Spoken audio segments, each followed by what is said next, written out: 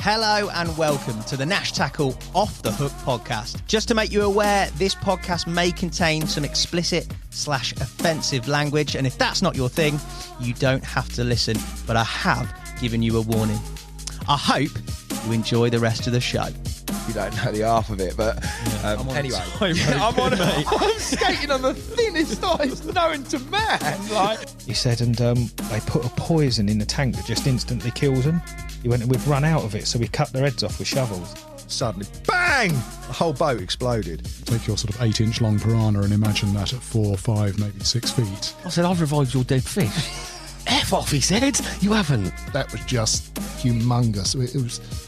I couldn't believe what I was looking at. I'm just battling this fish out, and I know it's a black man. I'm saying I'll never be a naughty boy again.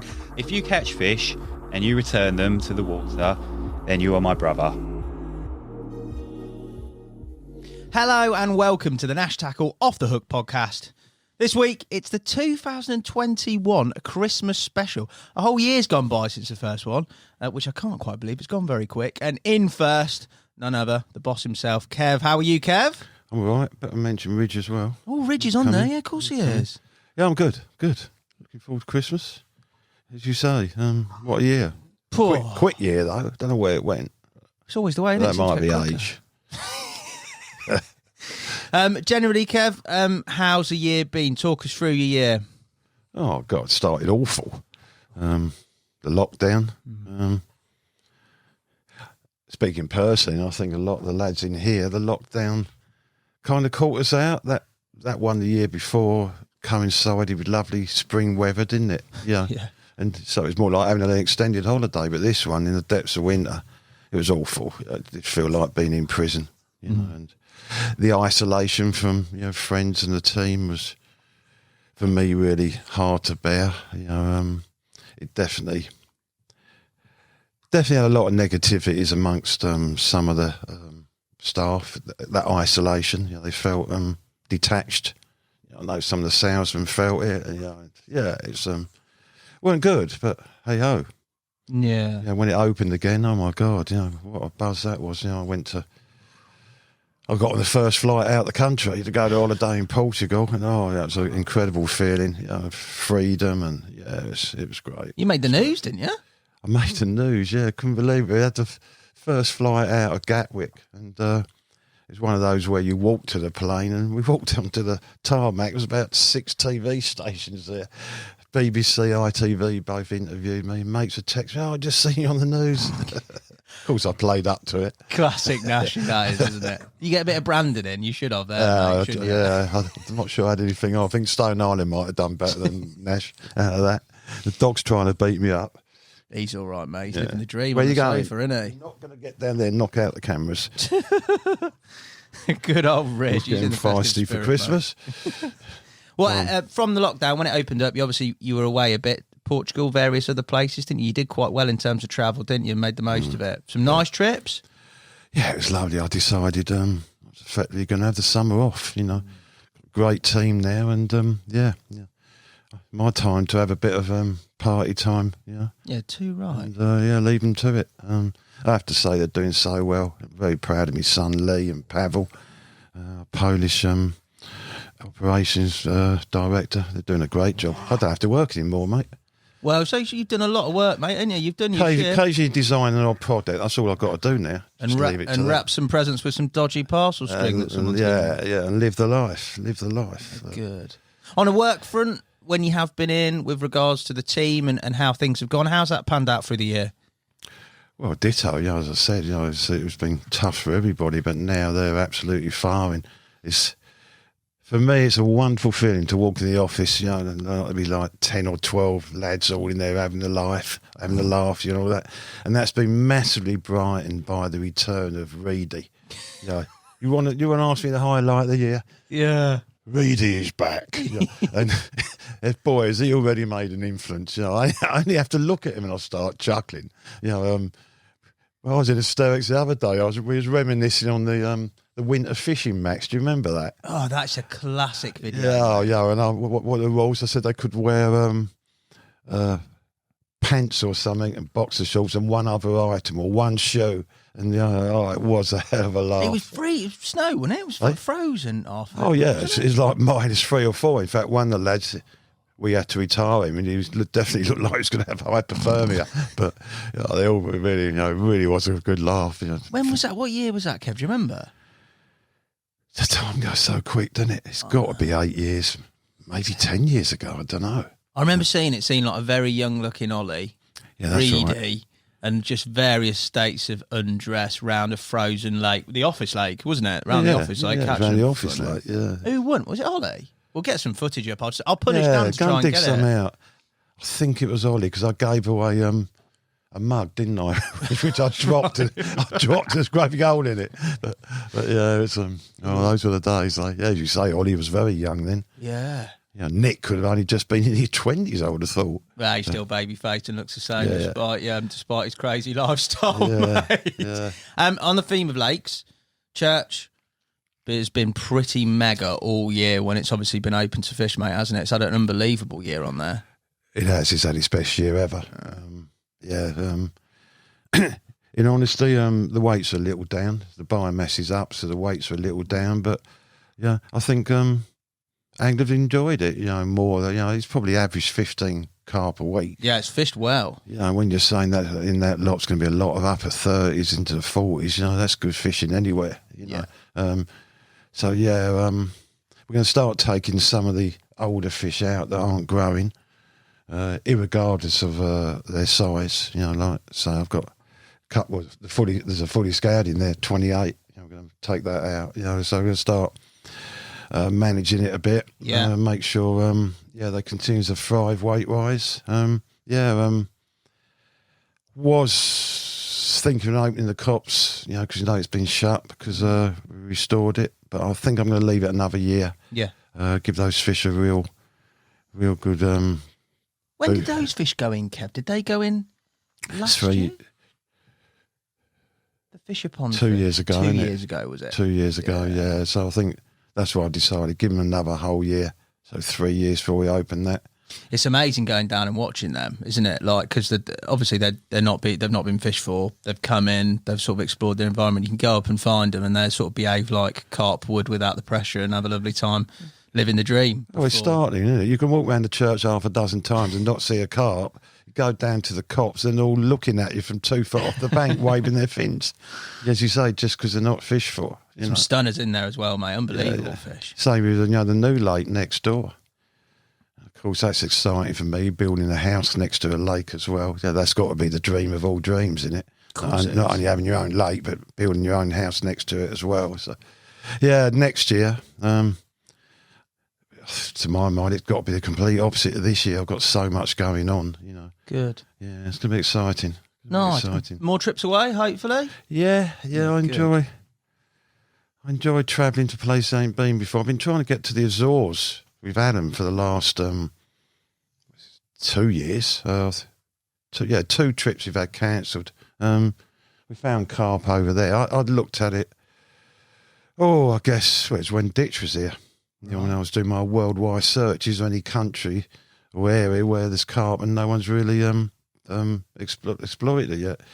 Me and Ditch found them then. In fact, I found a report by the Ministry of Fisheries, and they'd done a survey on the lake, and there's carp everywhere, up to I think about £30. So kind of left it then, but how it is. You think about a lake, they're 20s, but they're not. It's 10 years later and they're 40s, So we're kind of looking at it from that point of view. They might have grown, but to be honest, those lakes and the terrain on the Azores, those islands is unbelievable. It's stunning. So it'd just be an absolute pleasure to go over there and just enjoy it. Nice. What about birthday? You missed a birthday party, a big one, didn't you? What a couple of years ago? Yeah, I missed my 65th, didn't I? I know. So I still haven't had it. That's got to happen, surely. I think we'll probably wait till I'm 70 now. Should rope off the next 5 years and do it just constantly. I'll just have a birthday party every day now. You might as well, mate. Yeah, might as well. Yeah. Royston. We didn't talk about Royston when we talked about lakes. Obviously, on site here we've got Cops, which we talked about in church, but Royston, especially in very recent form, sort of the last week, and we're filming this, second week in December, it's fished its absolute head off. Mental. What was it? I think Tom 1 week had, this is like freezing weather, isn't it? November, whatever. Yeah. Tom had 4. Then one of our lads in here, how many did he have? He had 4 and a 20... 2 on one night, and then I think he might have had another and a decent pike, didn't he? He had well? 4 carp in all. In 2 nights, did he? And a 24 or 26 pound pike. Yeah. And then a lad just doing a day session, I think he had 4. Then Jim Shuddy went down there on a Sunday night. He had 6, didn't he? To over 31. Incredible, mate. Yeah, I think the better anglers are getting on it now, and they're finding where they're feeding in the deep water. So because they're catching them in 18-foot water, which is like autumn, for a lot of other lakes, isn't it? It hasn't really, those really deep lakes. Don't know what you think, Hassan, but I think they normally fish through to about January, end of January maybe. It all depends on the weather, doesn't it? And then they do eventually shut down, and then they won't open up again until the water turns over. The bottom water turns over the top. Yeah, normally a bit later starting up. And that'll be mid-March. Yeah. But oh my God, so catch 6. That week Shelley had those fish, Jim had those fish, it was freezing, wasn't it? Literally freezing. Snow, ice, the weather. Yeah, snow, ice a lot, -4s and whatever. And so 6 fish to over 31, you'd be happy with that anywhere, wouldn't you? So, yeah, cracking. Yeah, it's getting on well. These people's got saying what's going on. We closed the membership. Yeah. Mainly because we was having big issues with the website. It's always breaking down. So we've closed the membership while we take on a new website and all that. Organisation Catch, that company Catch. Yeah, indeed. Yeah, we're going to go with them. They're good lads. They're doing a good job. So I think that'll be up and running in March. And then nice. And then we're just going to have year memberships after that. Yeah. Get yourself down to Royston. Easy, or book on the church. Really growing as well. Yeah, when you think, I've only had it 5 years. Have you only had it 5? I thought you had it longer than that. It's 5, I think. 5 years we've had it. Might be 6, but I don't think so. I think it's 5. Huh? I'll take you. Sorry, this could be the 6th year then. Right. Yeah, because I think this is 6th year, and we stocked it. We fished at just over 20. What did they tell me? I think it's 18, 30s in the Wood Lake. Yeah. I don't know how many in Kingfisher, but they're coming out 38. So it's going to be a lot of 28, 29s. There might be 30, 40, 30s in the next year, and of course some of them are going to start going into the 40s. So exactly. It's doing all right. Good stuff in a short period of time as well. Talking in terms of products, because I know it's still a big passion of yours, especially innovation. This year, what's excited you? What have you been pleased to see actually sort of get out there to the public? Well, definitely the R4s. I think they were. It was either 2. Yeah, it was 2 trade shows ago. So not the one just gone to 2. Yeah. So 3 trade shows ago, basically, where we planned to launch them, but never happened. It is incredible how long development can take at times, and when you're working on such complex software, it's basically AI, isn't it? Yeah. Artificial intelligence in those R4s. It takes a lot of working out and also a lot of testing. Big up to lads, especially Mark Booson, for all the testing they did. So we could have those advanced features, which to my mind are essential if you're going to fish anywhere around the world in the big seas, to deal with wave action, drifting weed, current and whatever. So now for the first time in the history of carp angling, you've got an alarm that will deal, I think, with basically nearly any condition you come up against without giving you false bites. Yeah. And so that's got to be the big one, because it's just so satisfying finally saying yes, they're ready. But the ZT clothing, all Alan, that one. Yeah.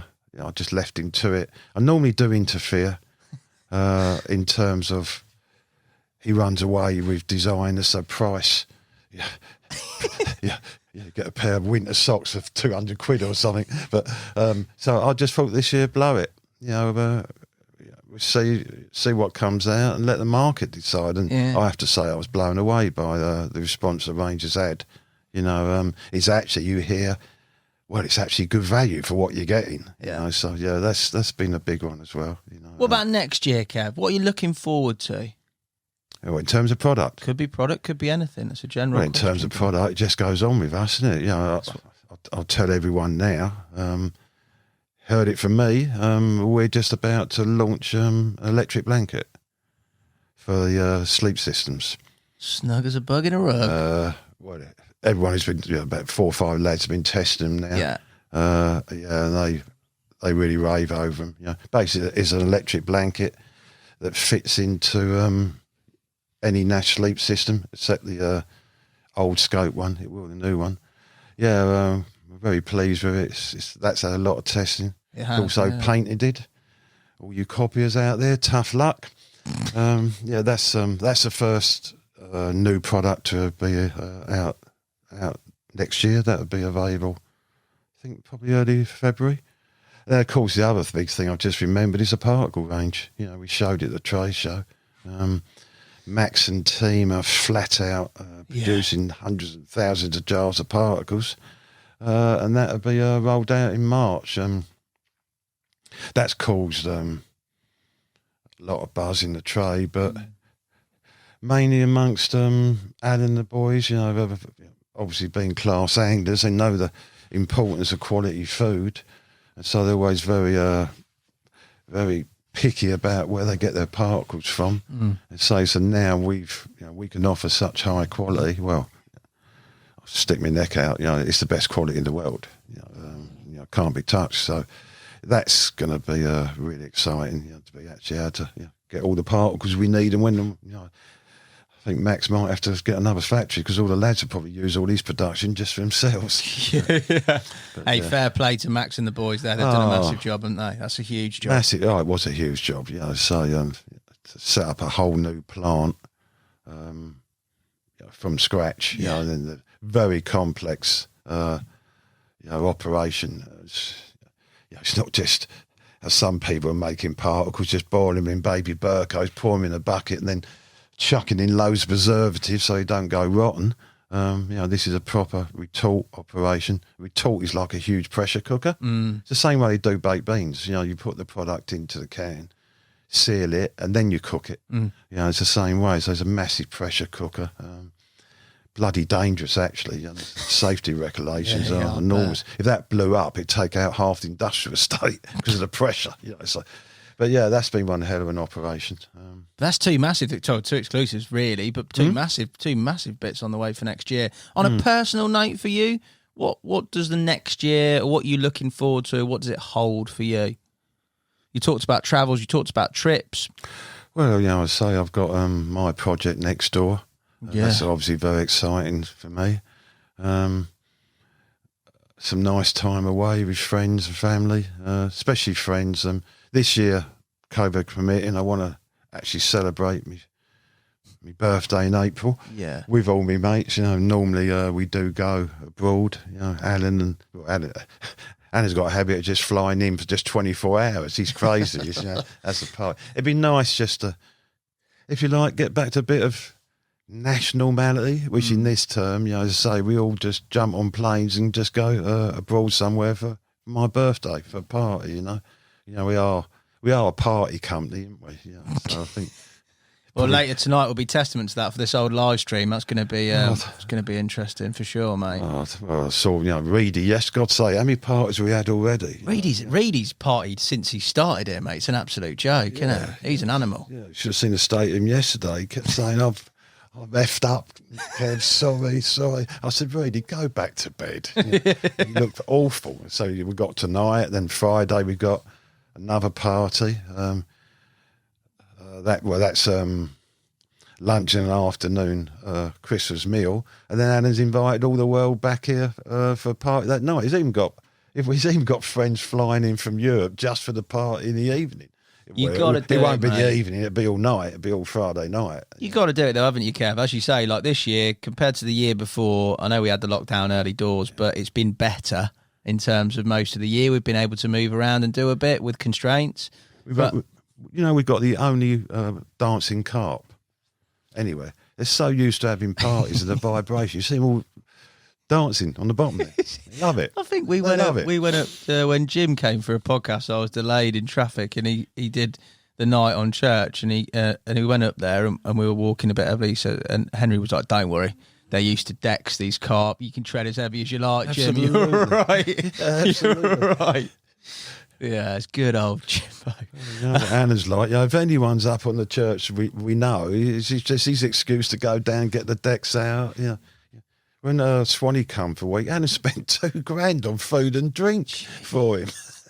Couldn't believe it. Work hard, play hard, mate. Exactly, that's the key, isn't it? I think comes from the Nash. top down, Kev, doesn't it? Hey? Comes from the top down, doesn't Absolutely, it? Absolutely, yeah. I taught them well. Too right. So all in all, a good year.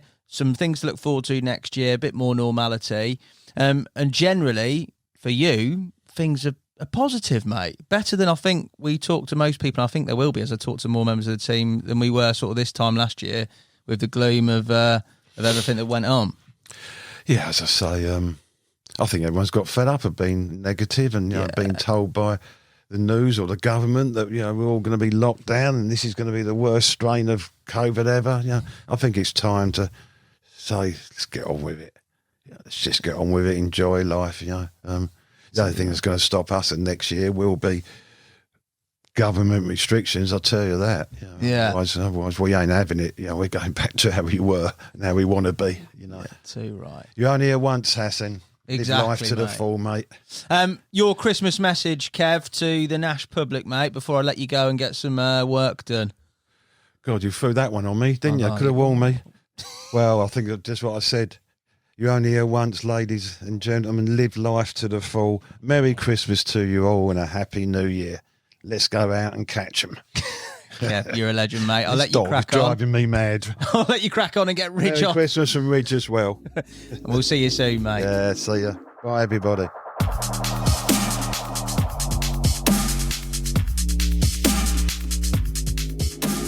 Alan Blair, welcome to the Christmas podcast. Number 2, the second Christmas podcast I've done with you. How are you, mate? Good? Brilliant. Yourself? Living the dream, mate. You just had a mince pie, so you should be buzzing for this. I've had a bite. I really want to finish it, and I'm going to stare at it the whole time, but yeah, you can't eat and talk. It's rude. You need to get it done, mate. I can pad out these questions while you eat that.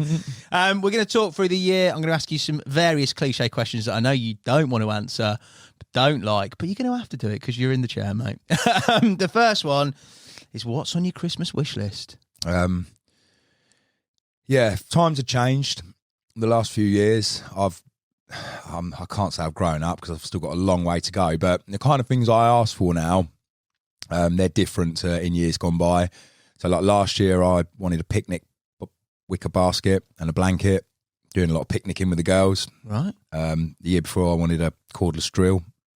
Oh. This year, there's only really 2 items on my wish list, and that is a new knife block. Oh, yeah. And a pair of long-handled secateurs, like loppers for taking off brambles up high. That's it. I don't really want for anything, Hassan. I'm pretty self-sufficient. If I need a pair of trainers, I'll get them, or some clothes. Or you do need a pair of trainers. Looking at those, these are bad, I know. But the whole outfit is, so we go all the way in. Yeah, I don't really want for much, but they're the 2 things I kind of need in my life. Essentials, as Scott would say. I like that. Okay, fair. Favourite moments or highlights for the past year? Don't have to be one, it can be a few. What sticks out? Coming out of lockdown was pretty monumental. That was this year, wasn't it? Yeah, we had one at the start of the year. That was pretty special. Normality resuming to a degree. That was a big highlight all the way through the year. Obviously, we're back in that place again. But yeah, those were cool moments. Been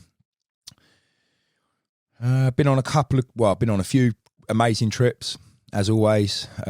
Spain with Samir, that was pretty special. And the social with the lads would probably be the ultimate highlight. Yeah. I would have thought some of the other lads you're seeing today will also mention that. That film will be coming out next year. That was really special. They were the highlights. Work as well. Work's going great. Girls are growing up. They're super healthy and turning into young ladies. Everything's good. It's all a highlight, mate. What is the plan for Christmas in the Blair household, mate? It's well disjointed this year. Is it? A couple of years back, when they were sort of really young, Chloe put her foot down and said, "That's it, we're not travelling anymore." Because you can end up doing that, going here and there. And this year is definitely going to... We've reverted back to pillar to post kind of thing. And there's a lot of people I haven't seen. Like my cousin, she's had a new baby, haven't even seen the baby yet. And yeah, I can see this Christmas, not just Christmas Day and Boxing Day, but been an adventure of travel to go and see people that, we really want to see. So looking forward to it. Yeah, but normality, mate. You can go and see him, can't you? Well, at the moment, yes. It's good. I'm touching wood here. We'll be all right, mate. Hopefully, we'll get through. Any or least? I'm going to say any least favourite moments throughout the course of the year. Anything that particularly wasn't great. I know there was lockdown at the start. That would be like up there. Yeah, the lockdown. Catching COVID was terrible. You know, anyone watching this that still doesn't think it exists, let me tell you, it definitely exists. I was really poorly. Yeah. I don't get poorly. I don't do poorly. Even if I'm poorly, I just battle through it. I've been here a long time now, and Kev will back me. I've probably had half a day off in the whole time. Just worked through it, but it put me in bed for 5 days. Yeah, that was terrible. No, not really. Another great year. Yeah, you've done a lot. If you look back at that year, it's been a busy one, hasn't it? Yeah, it's been fantastic. Yeah. Really, really good. Enjoyed it. Good. Biggest laugh. What's made you laugh the most this year? This was one I struggled on. I've only looked at these this morning, and honestly, it's a laugh a minute here. No, it really is. So, even yesterday, just watching Reedy crawl out of his bed and filming him, I don't know if you see it, that just makes me chuckle. But it's constant. Anything that Dan is involved in is usually pretty hilarious. If I had to pick one, it'd be non-Nash work related, and it'd actually be Maya. If you'd have asked me this 2 years or a year ago, last year's one, they were going back to school after a lockdown, and they had their sports day, and I was like, right, I'm going to be that dad to get them up to speed, and we were practicing in the garden, sprinting and all these things, sack race, and one of the things they have to do at sports day, anyone with kids probably knows, is like the egg and spoon race. Yeah, classic. Mate, it was the funniest thing, man. I blasted it all over my Instagram, because Fern, the youngest, she won, and Maya dropped her egg, and she lost her shit, lost her, and that was the funniest thing of the year before. This year, again, it's Maya. I'm sorry, sweetheart, you'll never watch this, but you make me laugh a lot. Anyway, one of the girls' favourite tea is fajitas. Don't know about yours, Hassan. Classic tea, mate. Nice and simple, and they like the creation of building it, and avocado and sour cream, cheese, and anyway, the funniest thing was she's got a plate. She's built. This is not actually that funny. I can't believe I'm telling you this, but for me and Chloe, it was hilarious. That she's built. She didn't put the tortilla wrap down. And she's she's built it all up. So she's put her chicken down and her cheese and her sauerkraut, and then, which is probably not funny at all to you guys, but to me and Chloe, we will both go to our graves laughing about that one. Hilarious. You can't laugh at it. Internally hilarious, probably not funny at all to you, but for me, funniest moment of the year, and we rinse her for it. That's so we rinse on a at least a monthly basis. Out comes the because Chloe photographed it, obviously, just this plate with it all prepared. Oh, no tortilla. Yeah. Hello, darkness. Yeah. Biggest shocker you've witnessed this past year? Again, it was a difficult one, but I'm going to run with a theme here, which anyone that's been listening to podcasts and live streams for a period now, a few years, will get, and that is That's So. Yes. So, as you know, it was That's So Max Hendry. Max has completely lost that title now because it became That's So Henry Lenham. And there is a new gentleman who's acquired the title, in my opinion, and that is Barm. That is so Barnaby, boss. And I love this man. He is an absolute G. And yeah, I could give you countless examples why he deserves this title. Everything Barn does is a bit of a shocker. So that's why I'd like to nominate Barn for being the biggest shocker of the year. I went away with him a little while ago, had an amazing shoot, an amazing time, but high maintenance isn't the right word. He just needs a little bit of looking after. We went to this one venue, and it's behind sort of a locked gate, And we got given the gate key, and we were told under strict instructions, there's only 2 gate keys in the world. One of the gate keys had already been lost, so there's now this gate key. And after less than 24 hours, Barnes lost the gate key. It's gone. Absolutely gone, mate, gone. And when I say the pair of us stripped our gear, every pocket, every rod skin, everything, even the most ludicrous of places to check, we checked. Within that same 24-hour period, I watched him drop 2 cameras in the lake. These are like, I don't know what these bodies and lenses are, but we're like 2-3 grand. Just boom. That is so Barnaby. So he's the shocker. And ironically, he's like a chef, refined fly angler. He's an absolute G. He's an amazing guy, but he's just, I love it. Yeah, that's so Barnaby Ross. Go on the point. Nice one, Barnes. Favourite capture of the year? It's not been a fantastic year for me.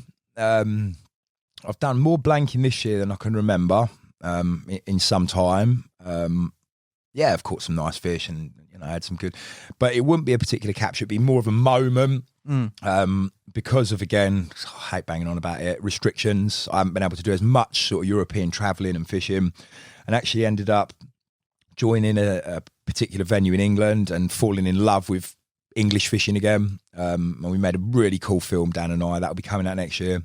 That's followed up with a second film. It'll be a trilogy in the end, but we're on part 2 now. And I went to this new venue, first time there, and it was a 3-day shoot, just day sessions only, and blanked the first day, blanked all of the second day, and then in a little window of about an hour and a half on the second afternoon, absolutely carved it up.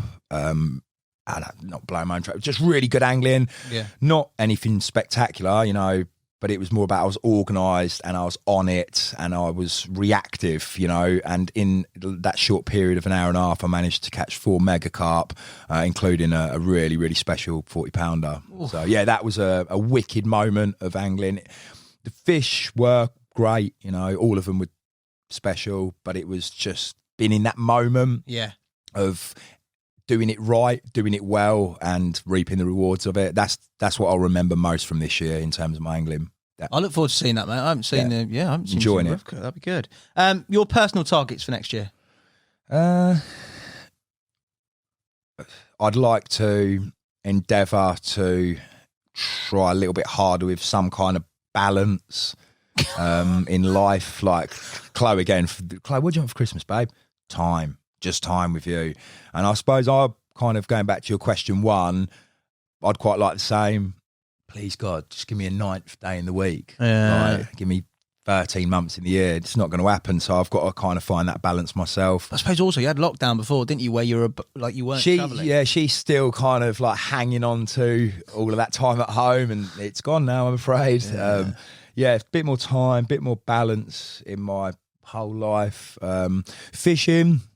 I still dream of the day and it might never happen, but I'll still keep trying. I catch a 30-pound river or canal carp.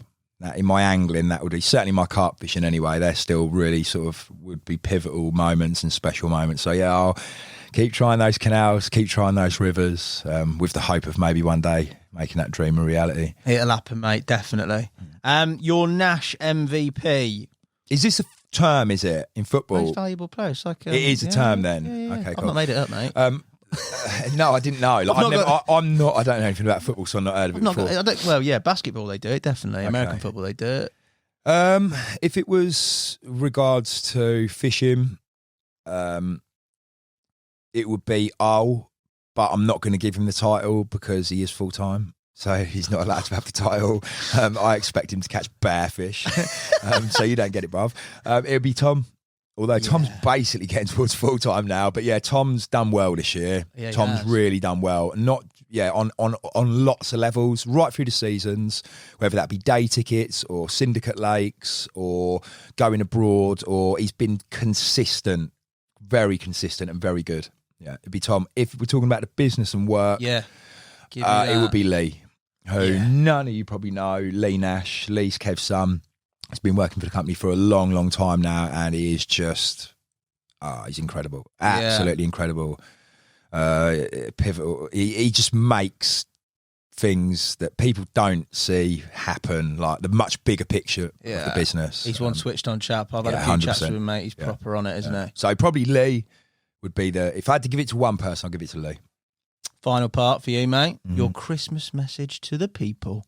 Happy Christmas. I hope you guys have had a good year. I hope you're going to have a wonderful Christmas. You're going to see all your family and friends this year.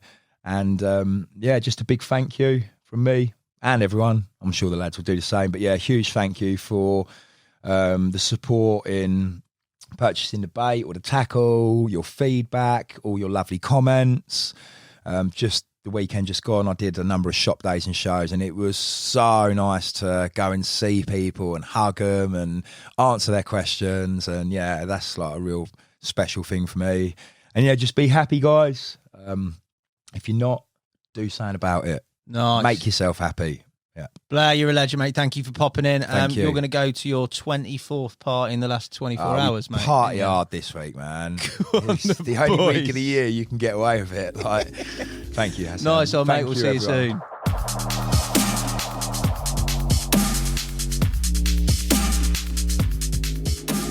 Henry Lennon, welcome back, mate. Another Christmas special podcast. How are you? I'm very good. I'm loving what you've done with the place. It's looking amazing. I think my career in interior design has taken off. I think I've found a natural flair for it, mate. Yeah. What do you reckon? It is really good. Really good. I don't know if you can see this just industrial sellotape that's sticking it all together, but I bought the lights, bought some tinsel, bought some crackers and some mince pies, and realised I've got nothing to stick said lights to bits of furniture. So I've cobbled it together, mate. Well, it's the Nash way, isn't it? Well, I would say, that's pretty reminiscent of the Nash way. Christmas jumper, thank you very much, mate. No worries. Got the memo? Yeah, well, you know what?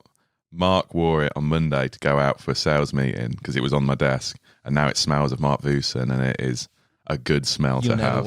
I'm never washing it again. And I'm never taking it off. He's a good smelling man. Right, straight into it. What is on your Christmas wish list? Don't go R4s. You know what? Yeah, I've already got them. I know, yeah. It is a drone. I'm going to get a drone. Oh, my days. For some...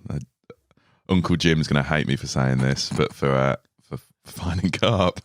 It is an edge, though, isn't it is an edge. Matt, like, for when you go into these waters in Europe and you've got, like, 3 days and they're thousands of acres, which I plan on doing quite a bit next year, I think you'd be borderline moronic not to have a drone and just put it up and just find them and get on them. Like, yeah, it's all great staying up till 2 a.m. watching the water for that one show. I just put a drone up and find them in 20 minutes.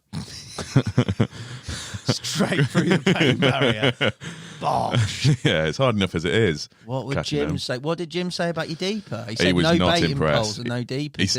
He said absolutely no deeper, and I kind of agreed to that. But he said no baiting pole when we fished the church recently for a night, and I was like, you got to use a baiting pole in the church eventually. Well, he didn't let me, but I used it with the deeper attachment. Yeah, he wasn't very happy with me. It looked like he got his own back on the odd stories the next morning, mate. Yeah, he did. Favourite moment or moments of the past year? Favourite moments, probably in the spring I fished a like big reservoir. May or may not have been poaching it, but but brilliant. It was it was amazing. The best bit of fishing I think I've ever had in the UK. It was really, really good. Just the wild carp, never seen hooks before, and just the whole little campaign. It was it was amazing, absolutely fantastic. And then from a works trip side of thing, probably when me and Alfie went to Slovenia back in September, I think it was. That was just the perfect trip, really. Like, it went so well. The weather, the setting, everything about that trip was fantastic, and we caught loads of fish. And it was, when I came back, you just felt like you were glowing with how happy you were from how well the trip went. So those two probably standout moments for me this year. Henry Lennon, BC. Lots of BCing on that trip. Lee's favourite moment of the year? Lee's favourite? Probably when I got caught poaching that reservoir back in spring. Yeah, that was you showed me the video. Yeah, I got it on video, yeah. So basically, bit of context, I set up trail cams on the entrance to this, because to get to the swim, you've got to you walk a mile from the nearest village, then you go over a field, then you go jump a fence, and you go through a bit of a bog. So to get to it, no one's just going to walk past it. The only way you can find it is if you're really, really looking for it and trying to find it. But once you get to it, it sort of opens up a little bit and the ground's all trampled, so you know someone's been there. So I thought, right, the best way around this would be if I put a trail cam up, and then I'll know if the park ranger or whatever finds it, because he'll go on whatever perimeter check of the lake, which they probably hardly ever do. Yeah. See the swim, and I'll see him looking at the swim going, obviously someone's been fishing here, and then I'll know that, at times I need to, whatever, find a new swim because he's on to me. And I thought it was a great idea until the only time it did catch the park ranger on there was when I was actually fishing, and it's got the video of the park ranger coming into shot, shouting at me, telling me to leave or call the police, and me just very quietly going, "Sorry, mate. Yeah, I'll leave. I'm sorry. I will go now." Yeah. Is it no fishing here? Oh, I didn't realise. Yes, you did. I've had another moment like this year, this year, where I was fishing a bank I shouldn't have been fishing, and the bailiff came round and was like, "I think you've missed the sign, mate, for no fishing here." Like looking probably at me, and I was like, "Oh no, I didn't realise. I thought that it was." And he just went, "No." I tried to be like the innocent little boy. Yeah, Oh, really? I don't think that works anymore. It was all right when you were 14, 15. I think I'm still in that mindset that I'll just look. When you're like 6'7", you can't get away with it. They're good uns. What's the biggest laugh you've had this year? Biggest laugh, probably June 16th, that magical June 16th. I think I might have said this in the podcast before, was when me and Curly, we went float fishing on the 15th, stayed up till just before midnight, then went to the river, fished the river, got the rods out straight away. I've been baiting a few spots. I was one side of a lock gate, Curly was the other. I said to Curly, "Yeah, fished it. I've been baiting up down there. Just put the rods out down there." Anyway, I get the rods out, go to sleep pretty tired. Wake up about 4, and I'm looking at my phone. I've got these texts from Curly like 2 a.m. saying, "Fallen in the river, gone home, piss wet through." It's like, what is he on about? I was about to ring, and all of a sudden he appears behind me. Like, what? I thought you'd gone back to the office. And then he tells me the story of how he had a bream at 2:30, didn't want to get his landing net wet, so he tries to shake it off the hook, falls in. Then when he's fallen in, he can't get back out very easily because there's a bit of it. There's not much flow in this river, but there's a bit of a drop, up. So he's trying to pull himself up, like sort of that sort of height. Spends 10 minutes in this river, tangled up with a bream because the bream's still on the line. So he's tangled up with that. Eventually, hooks that, gets out, fuming, packs all his gear, throws it in the van, starts to drive back to work, gets to down the road, and then goes, "I need to get up now anyway and to work. I might as well go if Henry's caught anything," and drives all the way back to see me back at the river. And then random, innit? And then I'm like, okay. And he's like, "And there's a few fish feeding down there." I was like, "Are you going to catch fish?" And he's like, "Nah, I can't be bothered." So then I put rods on them and caught them. It was just a bit of a weird situation from Curly. He won't be telling that in the Cotswolds, will he? No. Do you know what I mean? When river fishing fell in, dead shooting. Classic. What's the biggest shocker you've witnessed this year, mate? Biggest shocker would have to be revolving around Alf on the recent social we went on. Now, Alf, I've always known it, but I've realised more and more this year that he can be a bit precious at times, and that if things aren't going to plan, it can be a bit of a struggle for Alf. I've seen it on a few shoots. I've seen it when he wears electric socks, battery-powered socks at the start of October because it's gone below 15 degrees. Sometimes it can be hard work for Alf. And on the social we went on recently, Alfie felt it the most. I mean, it was a tough shoot. For everyone, but especially Alf felt it especially. And in the space of about 12 hours, he went from, first of all, nearly dying of sleep deprivation. This was the second day, bear in mind, so I don't think it was too bad. To he then rolled his ankle and nearly died of a broken ankle. Ooh. It wasn't broken. It didn't even swell up. I know, I'm rugby. Anyone would know. Your daughters would know, I think. And then he thought he had COVID and nearly died of COVID. He didn't. He had a cold. 3 deaths in 12 hours. He nearly died 3 times in 12 hours. Yeah, it was a bit of a shocker. It was a bit of a shocker, that. Yeah, not don't impressed. Make them that hard in Kent, do they? They really don't. They really don't. But yeah, there was probably a few Alfie stories I could go on here for bigger shockers, because he's felt the work a few times this year when it's come to fishing. Yeah. 3 deaths in 12 hours. 3 is deaths a in winner, 12 hours. Yeah. Shocker. Yeah, shocker. Favourite capture of the year? I've probably my top 4 favourite capture, top 5. I can't talk about that for films coming up in the new year. So many captures. So many BCs from European venues, but they would definitely be my favourites. But if it wasn't for that, then probably like a 31 pound, really dark, really nice, coming from the reservoirs fishing at the start of the year. That was just before I got caught. I think it was the last one I caught. It was just watching just that whole way of fishing was. I think it's like 110 acres. I'll be surprised there's more than 100 carp in there. But with the amount of bait going in, I really got them all into the area. And there was just a few that I was spotting and seeing and starting to recognise. And this was one of them. And I saw it come in, go tails up over my bait. Could see it's flanking, like it's all the scales twisting, everything when it got hooked. A few beats, big battle. Just like they just summed up like that whole campaign. Yeah, it was really, really cool. That one's probably the one I look back on and at the photos and go, yeah, that was a really cool capture. Nice. Personal targets for next year. Personal targets for next year are to stick to the plans I've got for fishing. So I've found out that sort of spring and summer's always fine because you can flit around doing loads of different things. Carp are all over the place. You don't have to have anything going really. You just got to find them and they'll move around and you stand a good chance of catching them. But when it comes to like autumn and winter, if you've not got anything planned or anything built up, it's a bit more of a slog. And that's what I found at the moment. I mean, thankfully, work's so busy at the minute that I don't really have much time to fish as much as I want anyway. So it's not like the end of the world. But when the latest Total Carp came out, they had the 3-year planner, and I stuck that up on my door and really planned out like what I'm doing, when I need to be pre-baiting, when I need to be fishing, when I'm going over to Europe, when I've got work shoots booked in already, so that I know exactly what I need to be doing. I'm going to try and stick to it as much as possible, because looking at it right now, if I stick to it and it goes half as well as I hope, then it'll be a sick year next year. Yeah. But I know what happens. Like I sort of half get distracted by something, and then it means that the plans 4 months down the line end up falling apart because I've not been pre-baiting this right time, or then I want to try and squeeze something else. And so that's my plan: try and stick to plans. Nice, very organised, mate. Nash Tackle MVP. Tommy Foreman, easy.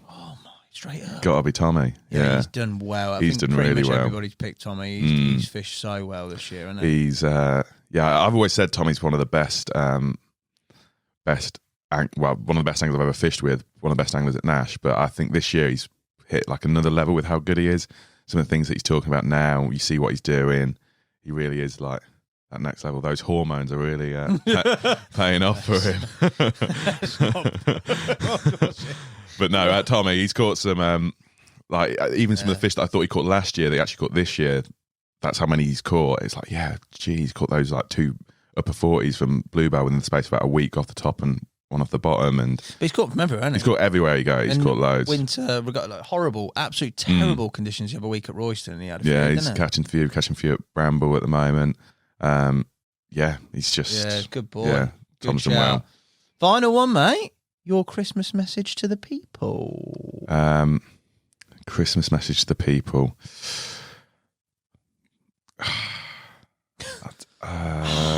Don't know. I thought it was going to be a charismatic sort of speech come out, a big list of paper. You're just going to rip back. Like from my parents. It probably. I have to do something about.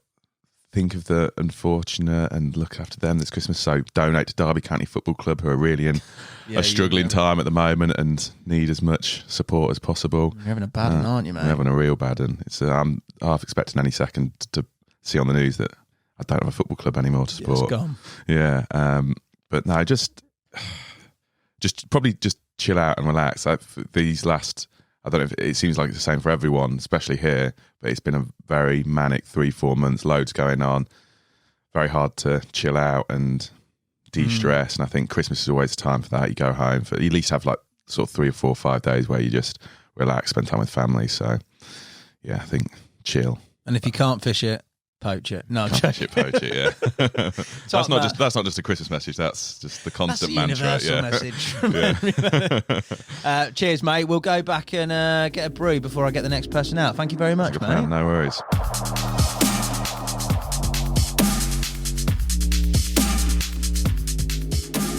Welcome to the Christmas podcast, Danny Emmons. Oh, you're rolling. Hello, mate. You're right. I might just slide up a bit.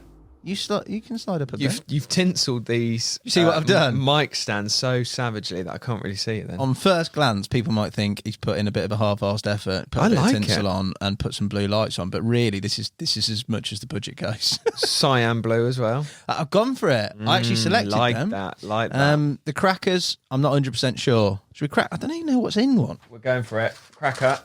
Oh, that was first loss of the year. That's better. Can I read you a joke? Yeah, go on. As it's Christmas. Oh, this is a cracking podcast. Get out. Get the door's there. Go on. It's a fish one. No. What did the fish say when it swam into a wall? No idea. Damn. Oh. I don't mind that. That's good. It's fish though. Don't mind that. It's almost like we planned it. Go on, put your hat on. It is Christmas. Do you play the game at Christmas where it's not really going to work with these headphones, is it? That is a look, isn't it? Man bun meets paper hat meets headphone. I'm going to keep it. Do you play that game at Christmas where you got to put your Christmas... Is it a thing? You got to put your Christmas hat on and then the last person to have it on wins? What sort of Fendland mischief are you getting up to? My girlfriend's family do it and I go along with it. I go along with it, and I just thought, is it just my family who didn't do it, or is this a common thing? But clearly not. But yeah, they do. Do they also have a separate room for you to eat your dinner in? But basically, you don't realise you got the hat on, right? And after like 5 hours, someone will fall off, and it'll be like, you're a twat. You lost your hat. That's a deep Christmas, mate. I don't want to come It's around. a good game. High pressure, I like mate. it. It's a good game. I like it. On to a review of the year, mate. What would be on your Christmas wish list, Dan? I saw this question. I thought long and hard. I went, nothing, because I'm an adult. I'm not a child. Oh, there must be something on your wish on list. my wish list? Yeah. Oh, he's just too cool, isn't he? It's not too cool. I don't send a Christmas letter to me mum anymore going, Mum, can I have this fire but truck? He'll play the Christmas hat game. He doesn't care. He's all over the place. Touche. Right.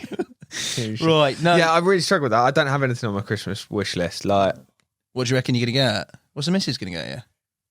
I haven't asked for anything. I don't know. That's rogue. Anything could turn up here. The problem is, last year she bought me some really nice wellies. Good. Well, really good. Practical. Use them when Nash bring out wellies, so I kind of got to use the Nash ones. Sorry, babe. Yeah. Thanks for those Le Chamoux wellies and all the money you spent on them, but... They're good wellies. To be fair, the Nash ones are just as warm, so... Ooh. Nice. Don't tell her that, though. No, I don't. I still have to wear them. Yeah. So basically, I think if you see me on camera, I'll have Nash ones. If I'm not on camera, I'll wear hers. Yeah. You got to keep both parties happy. But yeah, I don't. Sorry, mate. What's on yours? Here we go. What's on your Christmas wish? Yeah, so don't dig me out. I've got kids, though, mate. I don't have a wish list anymore. I don't exist. My family, I'm just a big X. Okay, so if you could could have have the nippers, isn't it? All right, then. So what you're saying? You've got a terrible family. No, I'm not saying that. I'm just saying Christmas is about kids. If you had a better family. What would you ask them? See, it's a hard question. It's a hard question. I think, if I was going to get anything, I need a new set of knives for the kitchen. Yeah, okay. This is when you start to know you're getting... Oh. I still feel like I'm 22, but I'm really not. So now, when you say new knives for the kitchen, this has got my brain going. That's good. In fact, I bought my older brother a knife last year. Nice kitchen knife. But when he goes out on Christmas Eve in the Fens.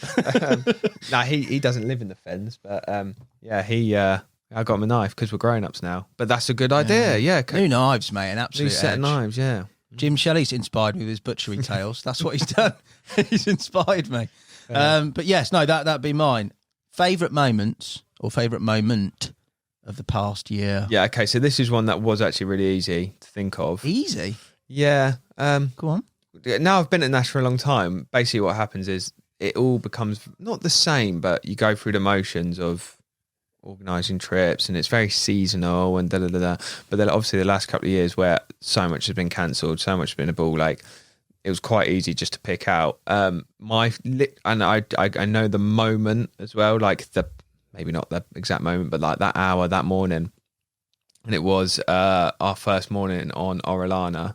We've done a podcast on Orellana because me and Al went to meet, and Bastel went to meet Samir and filmed on there. And then we've come back and done a podcast, which will get released further down the line when the film comes out. But that was our first shoot abroad since COVID started. So it was a good 18 months. I don't even know what the shoot before was. It was a good 18 months. And then, so it was a lot going into it and so much was cancelled and it was even pushed back a couple of times. I got COVID, Alan got COVID like a couple of weeks before. So we had to push it back. Like, and it was one of them where it's like, is it going to happen? Is it not? And then when we actually got there, I was a bit like, we're here. Yeah. We've done it. Yeah. And not just like at some shitty French commercial lake. Do you know what I mean? Just not something. It was Orellana. It was like, it was mental. It was, yeah, pretty cool. And yeah, so we've told this story on this other podcast, but I'm going to say it again. The actual moment was like, we got there and it was just getting dark, beautiful place, sun setting, Spain, long travel. And then we've gone out for a meal with Samir and the family, which was right on the lake as well. And you can see how vast and like huge the lake is. And it's like, you know, we drove 10 minutes and we were still just on the bank of the lake and we hadn't even touched the surface. Do you know what I mean? It's just, 30 miles long, something like that. Yeah, massive. Huge expanse of water. We've gone home. He's taken us up to where we were staying, which is on top of a hill, which kind of, I say looks over the lake. The lake's like 300 yards away to the bank. And then it's just huge expanse of water. We've gone to sleep. I slept inside the chalet. Blair's slept out on under the veranda sort of thing. And woke up in the morning. I've gone out and he's gone, Dan, I heard him last night. I've heard him boshing. And I've gone, no, you haven't, you twat. like, look how far away the lake is. It's like 300 yards and down a massive hill as well. I was like, you're not hearing something bosh. And then even if you did, it'd have to be right in the edge. And he's like, honestly, I swear I heard two. Yeah, whatever. Made a cup of coffee and I've stood on top of this fucking mountain looking over Orellana. Sure enough, I've just seen like, didn't hear it, but I did see one 200, 300 yards out. So it was 500, 600 yards away, but I just see this black shape. And I was going, no. And we stood there that morning as the sun come up, getting warm on our backs, and we're just watching them just dolphining. Well, our plan was to travel like 20 kilometres that day. And I was like, they're here. Yeah, and they're there. I don't know, that was it. That was like, this is why we come and do what we do. This is why we come and like, it was just such a good feel good moment. Like after such a long time of being locked down, to be stood on that mountain, I say mountain, hill, having a coffee with the boys, getting the cameras ready, the anticipation, getting the kit ready, everything getting ready, and just to seeing these fucking lumps just bouncing, mate. That was a standout moment of the year for me. Nice. Conversely to that, least favourite moment of the year or moments? Yeah, I just was running through these with Alan and he was like, why are they all with me? Especially the bad ones. Again, this one, it's a bit naughty and it won't ever get shown, but I'll tell it. So even last year I spoke about, we shot Urban Banks London, and now to finish Urban Banks London, we wanted to fish the Urban Thames and catch a fish out of inner city London off the Thames. And to say it's been a slog is an understatement. It's not a venue where you can just tip up and yeah, you might catch one, but Al puts in more effort than anyone. You know, he's going there, he's baiting, but like, to be honest, we're fishing it.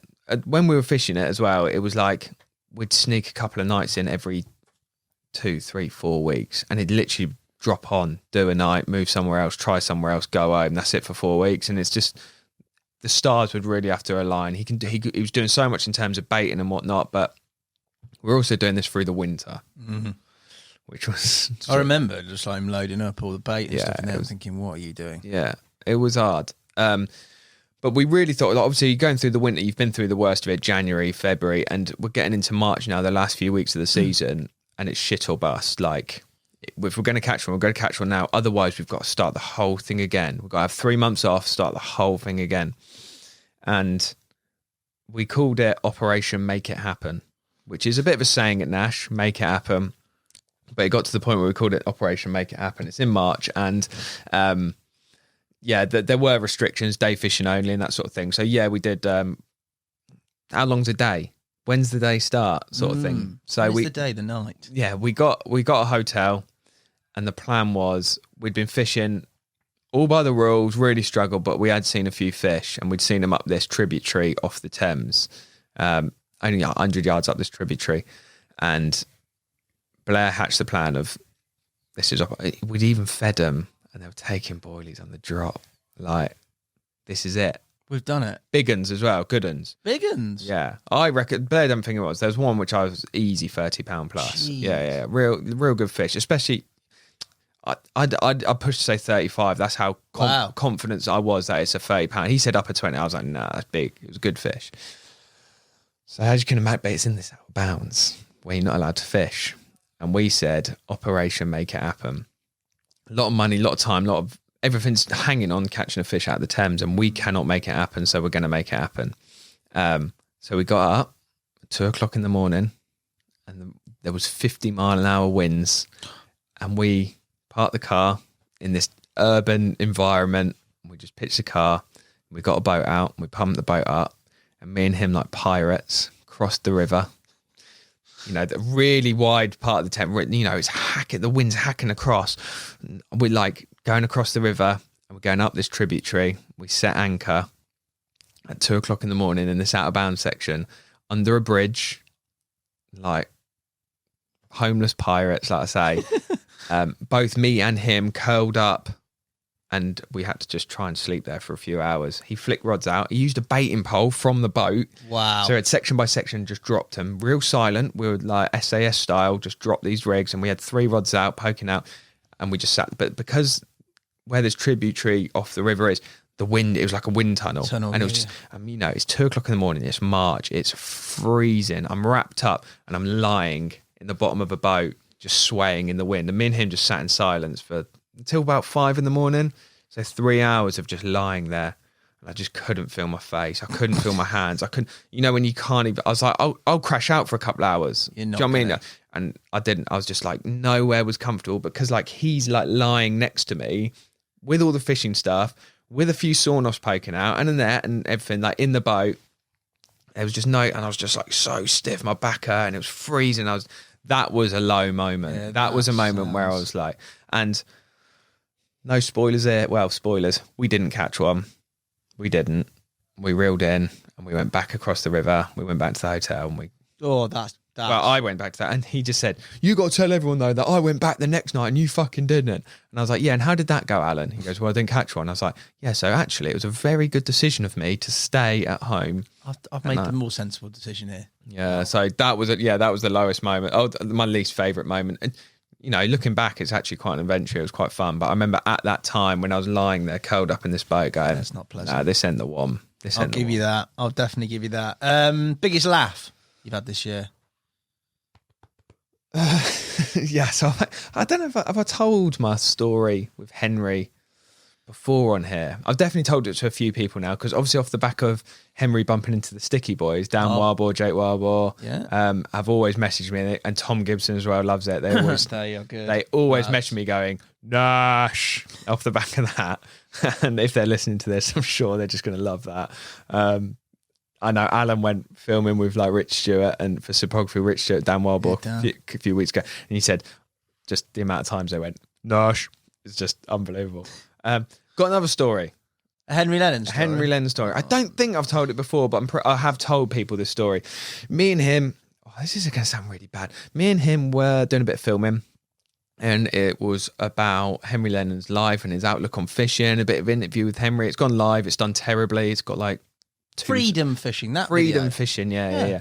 Really nice. I really liked it. Like Henry spoke really well on camera. Like I really felt I got to the core of Henry Lennon and why he does what he does. So why he likes fishing. So a little plug. If you haven't seen it, go check it out. You know, if you like Henry.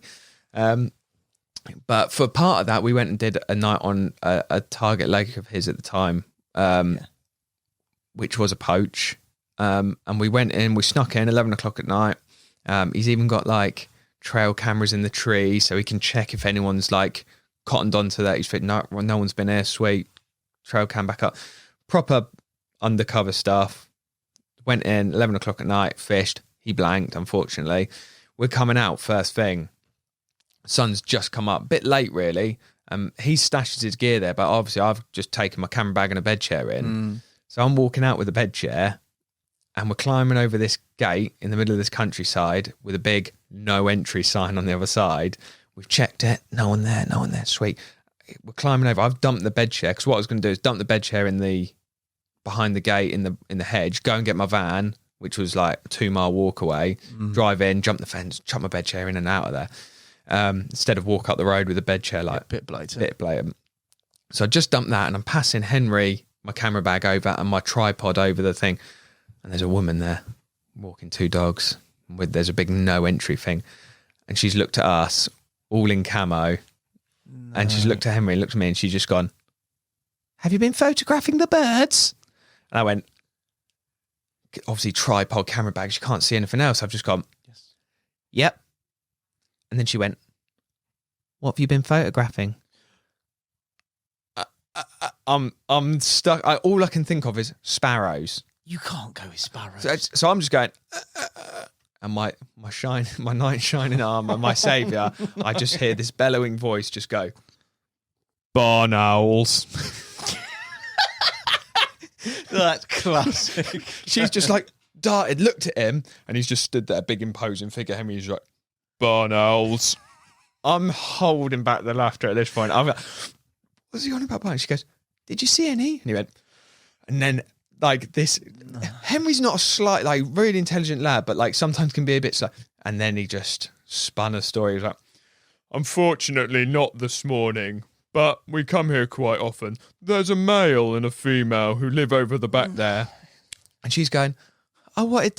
Have they got a nest in that?" He's like, yes, there's a nest, and sometimes we come in the morning and we see them gliding over this plain towards us, and we get some really nice shots."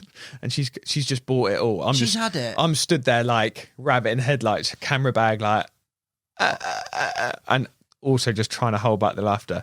And she's just gone, "Oh, very nice. Good luck. Have a good day." "Have a lovely day, madam." And she's just gone. And I was just like, "How have you come up with that?" But it was that moment of like, well, I was pick a bird. I'd go, mate. That's panic. It was swan, robin, sparrow, barn owls in his big deep voice. So that was good save though. Good save, and like we laughed about it like all the way up. I was just like saying barn owls, and he was like, "What? It worked." Oh, that's a great. Yeah, mate, it was wicked, and like he got us out of a situation there. But that was probably my. We have like I say, we always have loads of funny like bits, but I looked back at my last one. I was trying to tell funny stories, and I was just like, no one's finding that funny. That is funny though. But that was hopefully. Yeah, that's a good one. Funny because that was a funny moment. I haven't had that one. That was a good one. Biggest shocker you've witnessed or maybe had in the past year? Again, another Alan Blair one. Oh no! This is a shocker as well. Is it? Yeah. So we're doing a shoot, and it was back when it was days only. Yeah. So we're doing. This was last February, and we're shooting all day, setting up, coming back to the office at night, packing up, going home, like all the videographers, because you can't stay in the office, COVID and that, you got to go home. Yeah. Hour and a half drive and home and that, Ollie driving home, but Alan obviously lives around the corner. And it was a grueler, it was a slog. And I had a shocker earlier in the week because I'd done a few really early starts, like 4 a.m. starts, driving in. Even over the weekend, I've been doing a bit. So Tuesday or something of this week, I was really struggling. I was literally falling asleep at the wheel driving into work. I was like, I need to stop for a coffee. Yeah. Stop for a coffee. Gone, got my coffee and come back, my van's gone. Your van's gone? My van was gone. And I was just looking around like, where's my van? Just out the corner of my eye, at the bottom end of the petrol station, I see a grey transporter with its hazards on. I was like, what is going on? I'd left the handbrake off. Yeah, classic. And it's rolled backwards down the hill through the middle of the petrol pumps. Oh, you're lucky. Luckily, there was no one else there, or it didn't hit a petrol pump, through the middle of it, all the way back and hit a car wash. So if anyone's ever been into Stansted M&S BP garage around that time, it was me who smashed up the car wash because I let my van roll into it.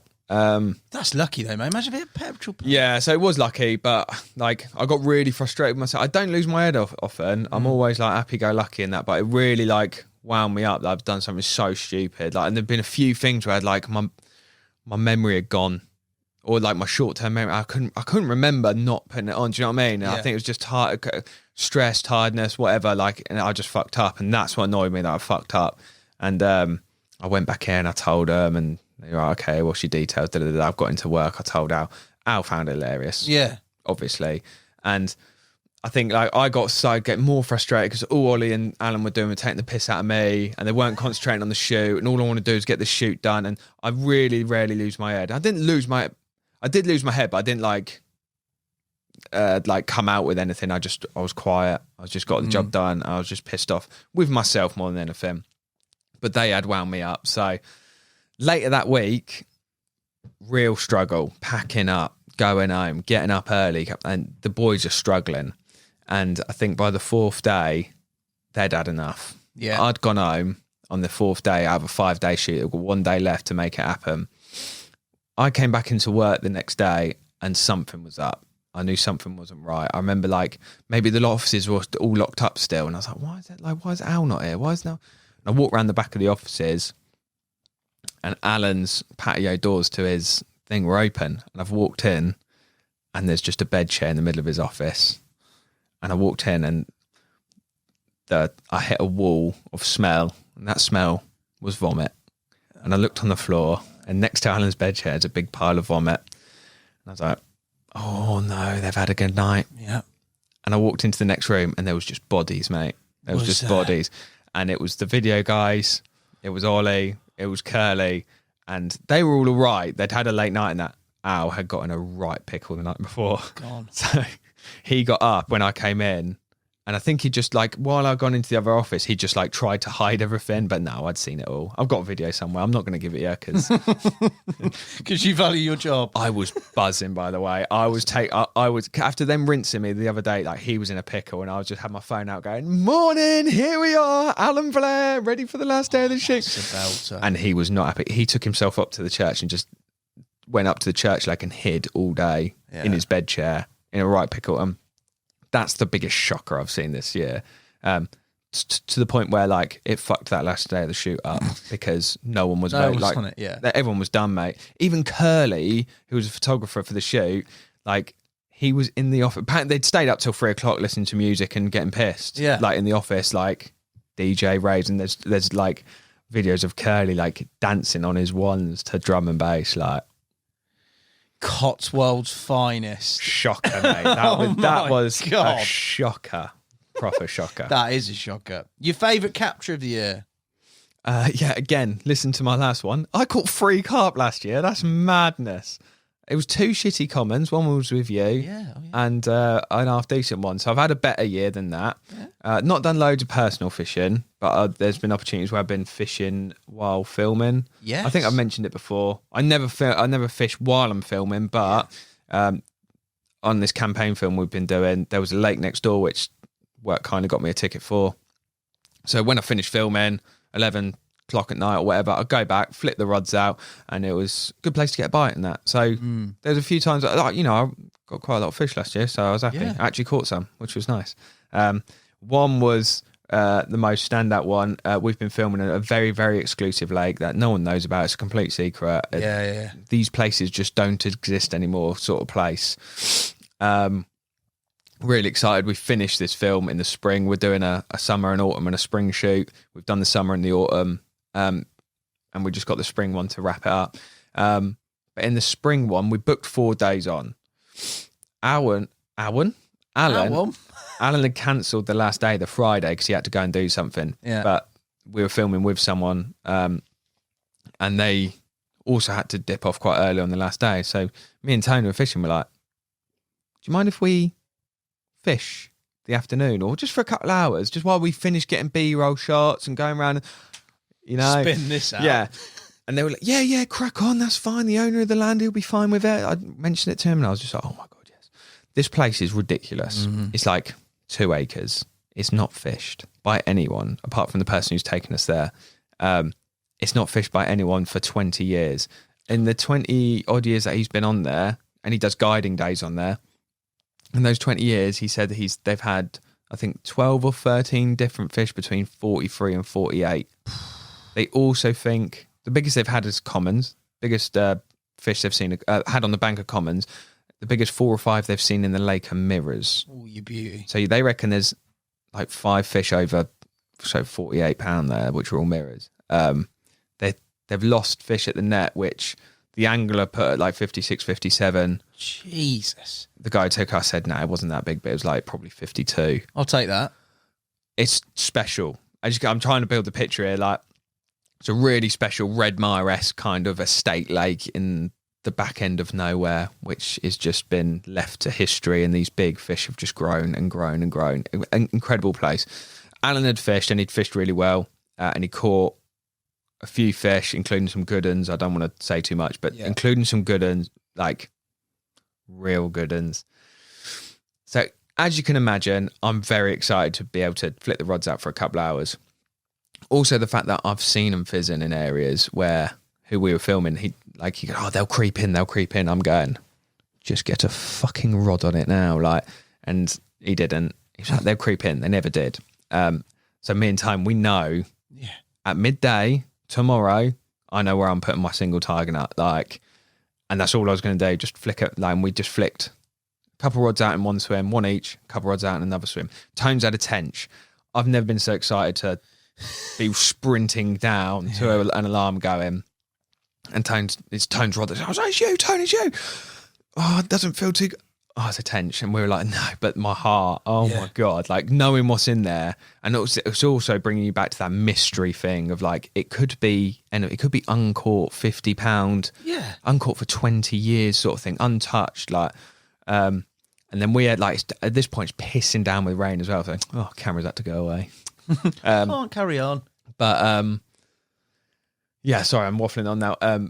We're stood over my rods. I'm on clock watching. We've got half hour left. We only had the rods out, in fairness, for probably an hour and a half in the end. And I'm clock watching, and they're fizzing. They've started to fizz in the area, not bang on me, but like I say, I put out not a single nut, but I put out a nut and just a few spread around, literally 10 or 12 nuts spread around it.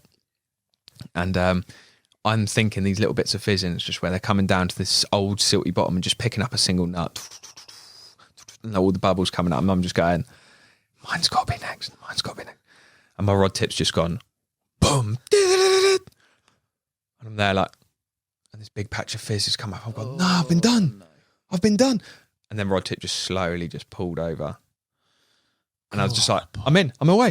I lifted into it, and then these fish ain't fished for much, and it fucking rucked, mate. Yeah. And so I've jumped in the water. I have my waders on. I've jumped in. I'm up to you have to drop down a level, and it's all overgrown. There's no swims or anything. I'm just in the reeds, and it's just beasting me, going right. Finally get it back. And I'll skip forward. It weren't a big one. It was 28 pound common mint thing. Probably hasn't been caught in 15 years or whatever. Wicked fish. But it was the fact that could have been anything. Yeah. And I haven't been that excited playing a fish for a long time. That was Tone was behind me going, does it feel good? And I'm just trembling, mate. Honestly, and I could see it in the deep clear water, and it looks a monster because I can just see the flash and the the bubbles coming up behind. And like I say, it come up, and I was gassed. I didn't go, it's only 28. I was so gassed to have caught one in such a small. I will never get the chance to fish there, because You say that, but you're going back in the spring, aren't you? No, but filming only. It was such a rare experience. No, it was really, though, a rare, like, why is Blair left? He had to leave. I can't remember. He really did have to go, though. But, like, you don't pass up these opportunities. No. We only got 4 days a season, and then that's it. We cannot go on anymore. Like, we tried for 2 years, I think, to get fishing rights, to be able to go and do a film. 2 years we've been pestering to do it, and we got the chance. So, like, I won't get the chance to put a rod out there again. I really won't. Unless on the very final shoot, Blair catches 6 big uns on the first day and then goes, right, boys, you go nuts on it. Like, well done. But that's ain't that is special, mate. I love that. Yeah. Sorry, I'm taking up loads of your time. No. I like that. That's a good one. That was my favourite capture this year. Let's go on the spring trip, mate. Roll on the spring trip. Yeah. Personal targets for next year. What are they? Personal targets. Exactly the same as last year's, go fishing more. Last year, I said my personal target. Did you go fishing? Did you? I went not your own fishing. Nah, like genuinely, I think I probably did 15 nights of personal fishing this year. Yeah. And I'm on a lake which you can't get away with doing 15 nights and expect to do anything to it. Do you know what I mean? Like it does a handful of captures between everyone all year, and I'm doing less nights. Like, there's people doing 60 nights a spring. Like, yeah. But I said last year I'll go fishing more. I didn't. I don't know why, but I didn't. Just busy in it. So busy.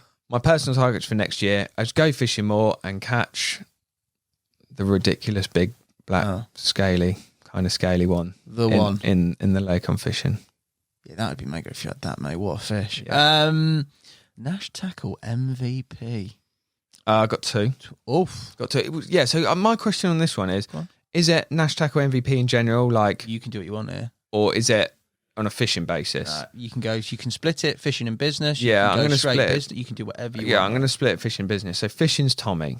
Yeah. I said him last year, but he's had another really good season. I've said it in a couple of films recently. Tommy's an animal, like a humble one. Yeah, like, very humble. I pester him to put himself out there more because he is a phenomenal angler. If anyone's seen him fish, if anyone's like watching, it probably doesn't come across like it sometimes in the videos because he plays himself down a lot. He's chill. He's the most laid back, coolest guy in the office, and like, but he's an animal. And I was just saying to him then, I think he even called it in his last year's podcast what he's going to catch. And he went to Bluebell. He had a couple of real results. I think he had his Cy Harris mirror, which was £46, which was one of his targets. He had the DVD fish, which was, Cy Harris was 48, and I think the DVD was 46. 46 and 48. 46 and 48. Some really, really good angling. I know he like cleared a little spot, like considered really busy day ticket, cleared a little spot in the edge, fished a single solid bag on it, like right in the edge on Kingy. And he's had loads of other captures. Like I know he went onto the folly. Though he didn't have a great start. I know he's had a few. Yeah. He just seems to go, like we did a big filming trip not so long ago. Can't really say anything about it, but he smashed it up. Like Royston, Bramble in the last couple of weeks. Exactly. Like he's just captain consistent, and like if he gets his head on something, I'm going to go do this. Yeah. He'll go and do it. And again, like he's busy. Everyone's busy. Like, but he's made the time to go fishing. Yeah. And do what he said to do. So that's my number one MVP, Good Tommy. Shout. Another one is someone who isn't, in the limelight as such, but I don't know if people even know he exists. His name is Leigh Nash. Oh, yes. He's been mentioned already as well. Yeah, me and Al spoke about it. Leigh, I'm probably going to say the same thing. But Leigh is Kev's son. He's the CEO or managing director. He's up there. He's top of the tree. He's up there somewhere. But, he's not an angler. He's not in the limelight. He's not in front of the camera. Like, the whole of the industry probably doesn't know exists, but he's the one who puts all of this together. And going forward, like, I've always known Nash Tackle's a successful company. I've always known it. We've always done well. We haven't got the best practices, but we've always done well. What we like, that speaking with Leigh a lot over what's happening over the next few years, like the plans for this company in the future is just amazing. And what he's doing with the company and his visions for the company, and like he's the one who holds it all together. Basically, he's the one who is the visionary. He's taken, the torch off his dad. A lot of people think it's been passed down to Alan, but it's been passed down to Alan and Leigh. Yeah. And Leigh's the one who really makes the clock tick. He makes it all go and he's put people in positions like Pavel as well, who's a new operations director. He's puts these people in positions, and he has such a vision of where this company's going to go and what this company's going to do. And it's so exciting to think to be even part of it, of where we're going to go. And I think Leigh's just got to have a massive thanks for that, because especially this last year, from the things that are changing, the thing where we're going forward, and the decisions that have been made this year, Leigh's just got to have a massive big ups, because he smashed it. Go on, Leigh. Very, very excited for the future, and it's kind of in his hands. So brilliant, good shout. Final one. Mm-hmm. Your Christmas message to the people. Christmas message to the people.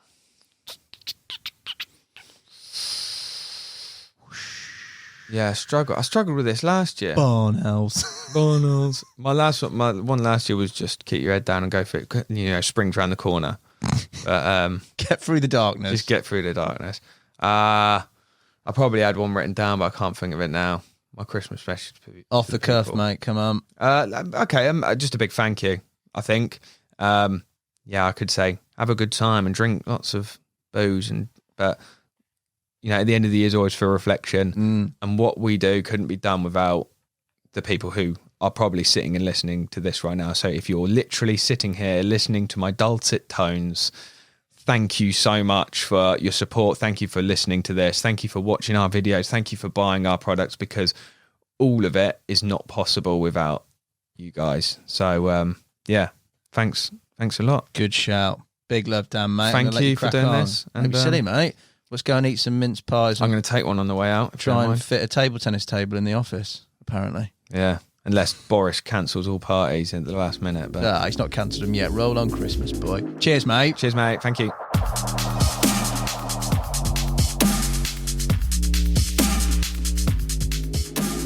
Welcome to the Christmas podcast. Tommy Foreman. How are you, mate? I'm very well, thank you. How are you? Thanks for the Christmas jumper. Different one this year. Yeah, I think this is my one from 2 years ago, maybe. Let it snow. I found it. I thought I'd binned it, but obviously I thought about this very last minute and thought, sugar, I need a Christmas jumper. You've done a lot of planning. I saw a lot of planning on the old sheets in reference to these questions, mate. I would like to say that started prior to this morning, but it didn't. I panicked. It didn't. I was going to go off the cuff, and then I thought, actually, all the other lads in the office started talking about what they were doing. I thought, oh, God, maybe I should have thought about this a bit more. You're good off the cuff, though. Yeah, I am. Well, we're about to find out. We're about to roll the dice. And with that, your first question is, what's on your Christmas wish list? So much. So much? Loads. Go on. I'm right greedy. That's nothing really. Links Africa box set. New 4-pack of Donne socks from Sports Direct. Donne socks, they're good ones, mate. They get. Do you remember them? That was a year out of Donne socks. They were the best, mate. I don't know. Thick. Mate. I don't know what the equivalent is now in Sports Direct. Don't really. Now we do socks. I just get all mine off stock and use all my budget off on socks. But it's an edge. Yeah, do you remember like in the school days the old Donne 6-packs? People know what I'm on about, surely. They were quality, mate. Good socks. They Good were shop. Thick, mate. You could use them as football socks, just as they were. They were that thick. I remember walking in that Sports Direct. I think it was Sport and Soccer at the time, because I used to go in and get my football boots and my football shirts and that. And you walk in the shop, and the first thing you're greeted with is these massive Donne like POS displays with just socks and boxers. And you're like, yeah, I'll have some of them. Go on the Donne. Mum. That's what my mum used to think anyway. Get me them for Christmas. Links Africa box set. Oh, Links Africa's a classic, mate. No, I have actually got a Christmas. What I'm going to try and achieve this year for Christmas, I've never done it before. I've said it a lot and talked a good game, but I normally end up going out and getting drunk on Christmas Eve with my friends and family, which is what you do, innit? What I'm going to try, fingers crossed, I'll go like it happens and I go along with it. I'm going to try and catch a Christmas morning carp. No, really? Yeah, so the plan is, I'm obviously back in Milton Keynes for Christmas. And fingers crossed, I haven't asked him yet. He'll probably tell me to piss off, but I'm going to try and go down to Bramblemere again. Those who would have seen, I've been there quite a lot recently. Good friends with Steve. Yeah, and Curly, photographer Curly, he's local. When he normally does it, Steve says, come down, he fishes Christmas Eve, hopefully catches one, then goes home to his family Christmas morning. So I think I'm going to try and do the same thing, because Milton Keynes is only an hour away from... Is it an hour? Cotswolds, hour and a bit, yeah. So I'm going to go down there on Christmas Eve, I think, try my hardest to catch one Christmas morning. Wouldn't that be cool, man? Yeah, that is cool. And then pack up, put my little Christmas jumper on, have a photo. From Bramblemere? Yeah. Or Welford, I don't know. Go on Welford. Yeah, maybe. Where I fish with the family, you'll catch one out there. 100%. But it'd be nice to do that with Bramble, because I've been going down there and help, like, whenever it's not been busy or there's a week free. Yeah. Steve's just texts me and goes, come down if you want for a few days. He's a legend, mate, and I've loved it. I love that place. Incredible fishery, yeah. So I'm going to try and do that. Curly will probably be there to take the photo. Hopefully he catches one as well. And then basically taking Curly for photos. You just said it. That's good. Yeah, well, no, he put the idea in my head, because I think 2 years, because we weren't allowed to fish. We couldn't have done it last year because we were sort of half locked down or whatever, weren't we? I don't know. Can't remember now. Only or probably locked down. Can't remember. But 2 years ago, Curly done it and caught one on Christmas morning. Did he? Yeah, because I remember and it's stuck in my head ever since. So go on, Foreman. I'm going to try it. Why not? Eh? Why not? Have a shot. If you don't shoot, you don't score, do you, mate? It's just one of those things I want to tick off my list. Favourite moment in the past year or moments? There's been a few. There has been a few. This was the hardest one because there's been so many, but I could have said an abundance of things. Fishing wise, well, no, non-fishing wise. Favourite moment. We got Reedy back. Yeah, got my mate Reedy back. That's Nick Maddox. For those who don't know him by Reedy, which is probably no one. He's now working for us again full time. That made me really happy because I've known Reedy since college days. Spent all our college time together. Then we lived together when we moved down to Essex together in the same house for ages, house sharing. Obviously worked together, and then he disappeared and went and done a Northern Angling show and moved up to Manchester, and I lost him for about 6 or 7 years. And then obviously with Wilson leaving, there was a job opportunity to become available, and although it was very sad seeing Wilson leave, which was actually one of my lowest points of the year. Yeah, I had noted 2 in the box. So we're doing 2 at once here. Yeah, so losing Wilson was obviously that was a bummer because he's a good character in the office, Wilson, and he was like one of the guys that me and him sort of started at roughly the same time before all the videographers and that had jobs. It was very small. There weren't many of us basically. Yeah. And I come back from Cavagnac, started working here, and a couple of years later, maybe Wilson come from. I think he was at Angling Direct at the time. He was, yeah, Rayleigh, wasn't he? And he come and started his career here, which lasted sort of 10, 11 years. So we sort of grew up with the company together. Yeah. So he was my first sort of friend. Obviously, Alan and I were here, but he was my first sort of pal, if you like, after Nick at Reedy had left. And so yeah, it's sad to lose him. I still see him. Obviously, he's only down the road. But yeah, so it's sad to lose him. But on the plus side, we gained Reedy. I got my friend back, Reedy, and he's definitely you wouldn't think a person can change your. He's some energy, isn't he? He's just changed the whole atmosphere in the office. Yeah, he's mad.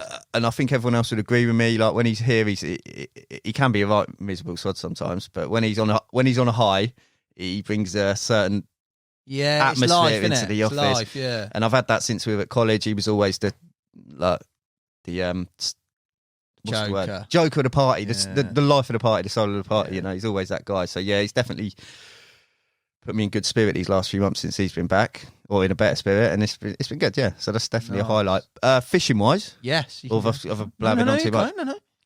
There's been loads of highlights, but again, it's going to sound like I'm giving it a big and chucking it, but my old best mate Phil Foden come down to the church. Oh yeah, of course. That I don't know if Alfie hasn't been yet, so he hasn't mentioned it. So I've got in there first. We had a good. That means now when I edit it, I've got to edit you first to make sure you're sorry, not mate. Good from you. Good, clever. Yeah, so you would have seen it all over social, but basically we first met Phil a couple of years ago. He was into his fishing, and thanks to Aid at Carp Fever, Manchester, he arranged it so Phil wanted to come fishing basically, but and obviously Nige Woodcock was the sales rep up there at the time.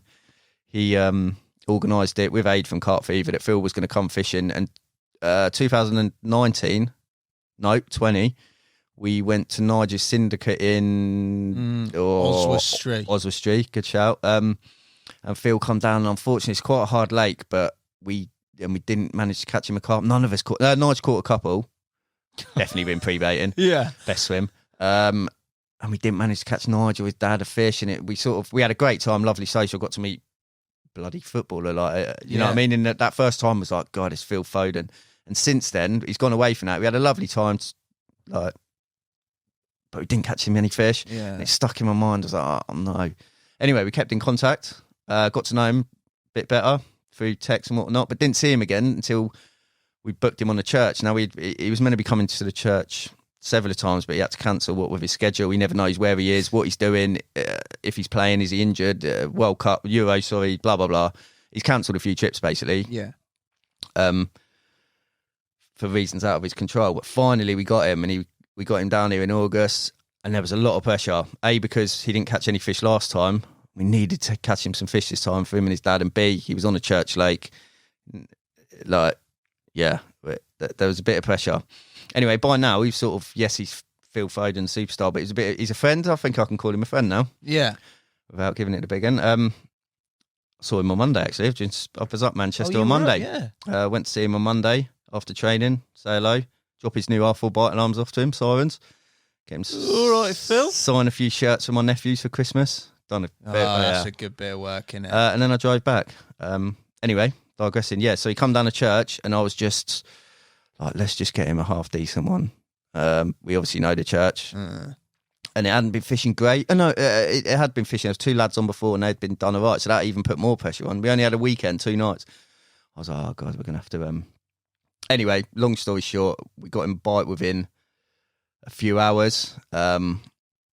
He caught one, so the pressure was off, and then it just progressed from there. I think it was like a 26-pounder, which, something like that, upper 20. And then his dad caught one the next morning. So the pressure was off. We had a lovely time, lovely social. And anyway, long story short, we ended up getting 16 bites between us all. Aid was fishing from Carp Fever, Nige, me. I weren't fishing, just helping Phil and his dad. And we ended up 16 bites, and Phil broke his PB like 4 times, I think, or something like that. His dad broke his PB 3 times. It was just an absolute great atmosphere, and you would have seen all the photos and that. It was really good. Really, really good. And Alfie had snuck in there and poached a big common off the surface out of Phil's spot. So that was quite funny. And it was just a bloody... sorry. Bloody. That's all right. I can say bloody, can't I? I think you can, mate. I've said it 3 times now. So. It was just a good time, you know. And since then, I've kept in touch with him even more. And I went to see him on Monday. You and Phil, mate. Me and Phil. Yeah. He drives up to Manchester. He don't come and see me. He goes and sees Phil. No, mate. I don't know how you do it. I don't know how you do it all in a day. I left at 6 a.m. Got there for 10. Waited for Phil to finish training. That's because I'm not waiting for Phil to finish training, mate. Yeah, he come in Carp Fever for couple of hours. Oh, you didn't go to the training ground? I went for my... No. I went to the stadium for myself because I had to spend loads of money on Man City shirts, which I didn't really want to do, but I needed him to sign them for my nephew's sake. So that cost me a bit. Went for a little walk around the stadium to kill a bit of time. Then went up to Carp Fever. Then he met you there? Then he come after training. Yeah, met us in the shop, had a couple of cups of tea, a few brews. Talked fishing. I set his siren R4s up for him and... punished him, yeah. Got him to sign some shirts. Good, mate. That's a good trip. So yeah, that was they're my highlights. Conversely, your least favourite moments of the year. What we got? I didn't really have any. Probably that one really. Wilson leaving. That was a bit of a bummer. It's a gutter. We've lost a few people this year for one reason or another. Massey left. James Massey left. He was a good. He was obviously a big asset to the company. Also a very, very good friend, and he lost him. But yeah, no real low points. Yeah, I don't. If you don't dwell on them, do you? You forget about them and move on. Anything negative. So, yeah, positives only. We're going to do that with the next question. Biggest laugh this year? Biggest laugh. So this could have been an abundance of things as well. But I struggled to pin one down. I've got one of them was without doubt work-wise as a group when we shot the Alan Blair Celebrity Carp Angler Ready Tied rig video. That's a banger of a video. It went down so well, and you only see the finished piece, but the actual filming of that was... Were you there? No, I didn't do that one. I did the hide and seek one. The hide and seek one, yeah. So it was just so funny. It took us a whole day. It shouldn't have taken us a whole day, but it was so... Like, we just couldn't do it properly. The whole Henry in his suit with his power barrow and his little hat on, to us, like, fanning him down and getting that sequence right. There's a sequence where... He does it all in one. That's the whole idea. The whole aim of the video is to shoot it all in like one thing, and he does that whole thing where gets given a coffee, then someone's spotting out for him and casting his rods out. Alfie and Dan were doing that, and then he comes back and sits on a chair, and Henry's fanning him down, and he's using Henry as a footstool. And I put the glass. It took about 1 million takes. It was so funny. It's a top video though. That so that made me laugh. And one thing that sticks with me, I've got to be careful what I say because we're trying to keep this whole we went on a social. Yeah. To film the social finale, maybe. I don't know if it's going to be the finale. Anyway, we went to film a social, which we do every couple of years, at an incredible venue in Europe. That's about all I'm allowed to say. Yeah. And I could have picked a million things from this week that were funny, but one thing that sticks with me is completely random. And trying to explain it might be difficult. But anyway, so the venue in question is the most beautiful, picturesque, incredible Carp venue you can imagine. You know it, obviously. Yeah. And I think it was coming towards the end of the week, and the videographers, bless them, the lake, it's a big old lake, so we had push bikes. And we all just grabbed, the aim was bring as many push bikes as we can. And we had a few mountain bikes between us, but someone, I think it might have been Brad, brought like a road bike. You know the road bikes with the old curved handlebars with and the thin tyres. Yeah, and I'm talking thin. And anyway, this section that we were fishing on, or this side of the lake that we were fishing on, was quite a rough, gravelly path sort of thing. Yeah, you know where this is going, don't you? Now, if I said to you, who do you think spanked on the bike, you would have probably say Henry or someone like that. Yeah. When you're Henry or Max maybe or Dan. No, Tony, one of our videographers, who's without doubt the most, I think you'll agree, the most sensible one out of all of us. He's very reserved. He's very quiet.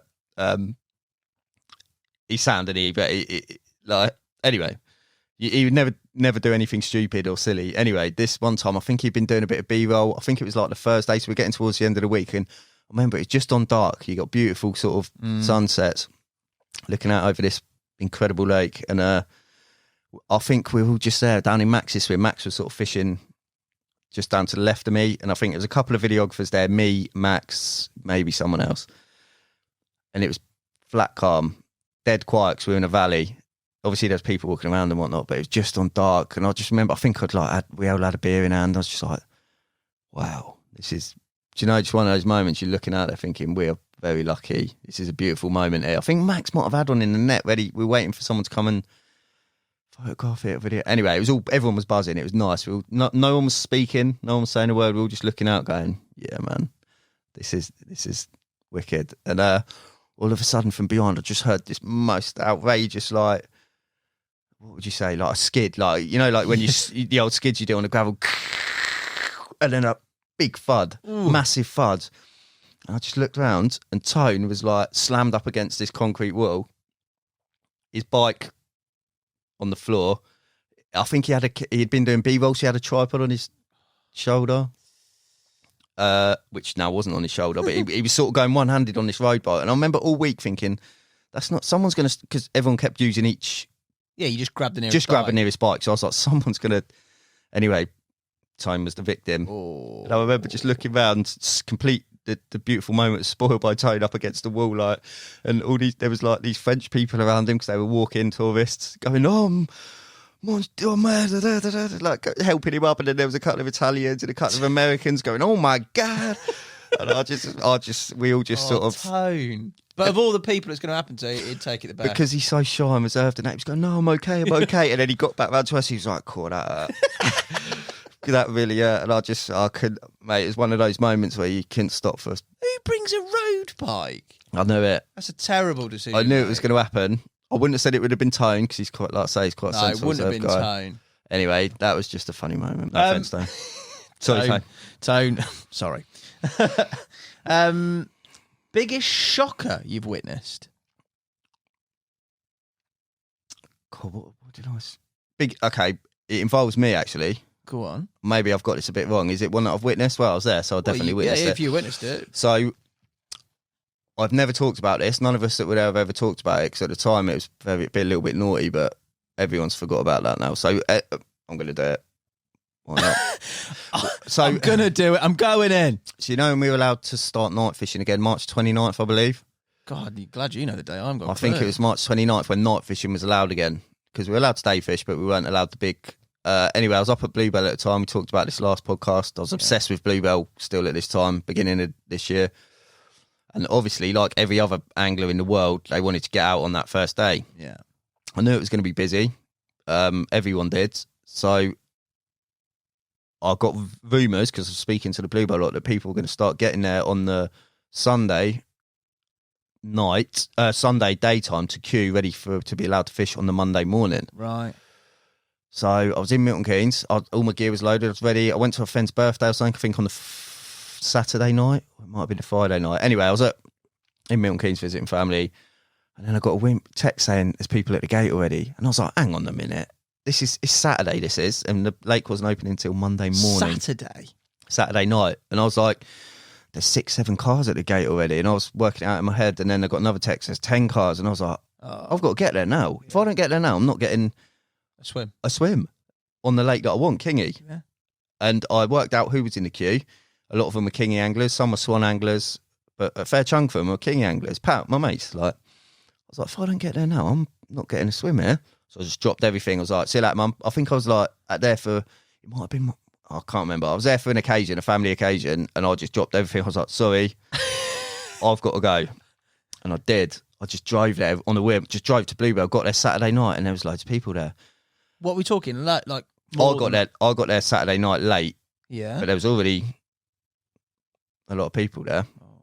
But technically, the rules were you were allowed to start night fishing again from the Saturday midnight, I think. Oh. But Bluebell decided they weren't going to open until the Monday just to start again, fresh week and all. So I got there. I was like, right. I didn't think about anything. My gear was in the van. I just went there because I wanted to get in that queue. And I was like, now what? And anyway, everyone was all like, had their bivvies out in like. For those who know Bluebell, it's a long track. Mm. So it's off public road access basically. It's a long track, and then you got the gates. Then another little track to the club shop, tackle shop. And they were all camping there. They all had their bivvies up and having beers and social and barbecue. And I was like, oh, yeah. That's right. Yeah. I thought, this is happy. This is cool, man. I can do this. I'll just camp out for 36 hours. Anyway, it got dark. Lights coming down the track. Who's that at this time of night? Police. They had followed someone off, a couple of northern lads, my mates, come down from Manchester. They'd followed them off the main road, the A1 or whatever it is, followed them down to this track, and what are you doing? And then they've seen them, pulled them over, and then they've seen all of us camping. I was like, oh no, this isn't going to go down well. We're going to get in trouble. We're going to get out there, the anglers fish, because you weren't allowed to technically. Yeah, till the. Do you know what I mean? So we shouldn't have really been there, but we were. What did they say? The police. Thank the Lord. I thought that we were all going to get fines, tickets, and sent back. So I was going to have to go back to Essex, back to home, and then come back the next day with a 250 quid fine and repeat the whole process or whatever. Thankfully, the policeman just was like, looked at us all. I could see him looking around going, you're all weird, mate. Are you here for fishing? Yeah, mate, we're fishing. What, today? No, Monday. But you're here now. And then, do you know what? Fair play to him. He just went, you know what? I'm going to leave. Yeah. And we were all like, oh, imagine that if that had got out. Especially for someone like me in the industry, I shouldn't have been. Fair play to him, though, mate. The copper. Fair play to him. And apparently more police come at 3 a.m. or something. A rumour was going around because they thought we were having a rave or something. The worst rave. Everyone was asleep, obviously. Yeah, the worst rave ever. Everyone was asleep, but apparently they come around with a few torches and just left us all to it again. So, but that could have gone very badly. So it was a bit of a shock of that. And the shocking part of it was I queued 36 hours to get a swim, a mediocre swim, because I was quite far back the queue by this point. And then a blank for 6 days. The build-up for it was so incredible, you know. Get on King Eid, all the big uns are going to come out, blah, blah, blah, blah, blah. And I think it done like one of the big uns to a lad that got the last swim on Kingy. Brilliant. Who just turned up on the Monday and was like, is no one in this swim? Why is no one in this swim? And we just went, I don't know, mate. And he got in there and caught £48, I think. Go on the fighting boy. machine. After, I just remember thinking, I've just blanked for 6 nights. It was Baltic. But it was all good. Bit of a shocker, that. Bit of a shocker. Favourite capture of the year? You've had loads. You've been busy, mate. I have been busy, but they're sticking on the whole Bluebell thing. But last year you asked me my targets. And I said to you, I wanted to continue at Bluebell, give it a good go, and catch a day ticket £50. Unfortunately, I didn't do that. Nearly did. Very near. So when I said that, there was sort of 2 fishing kingy that would have done it, maybe 3. One of them being a DVD fish, common, and the other one being bully, bulldozer, and possibly the Cyaris mirror. Anyway, I managed to catch within a space of 2 weeks in June. I managed to, after fishing hard from this March the 29th when we were allowed to night fish again, blanking, started catching a few late speed fish. Really crap, man. It took a while to get going. A lot of venues did. So by May, June, I was just getting into it, and I was up there every possible second. Anyway, it all come good. I caught Sias Meal at £46 off the top. We talked about this in a little intro podcast I done, which was one of the targets, biggest meal in the lake. Mega fish. And then the next weekend I come back and managed to catch a DVD common, 48.12 I think it was, right out the edge on a spot that I sort of created myself that everyone else ignores. And it wasn't quite 50.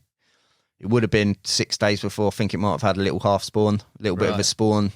So without doubt, that common is my highlight. Any fish out of King is a highlight, as you would know, but that one, to catch the one really wanted, it didn't have to be over £50. It would have been nice, but...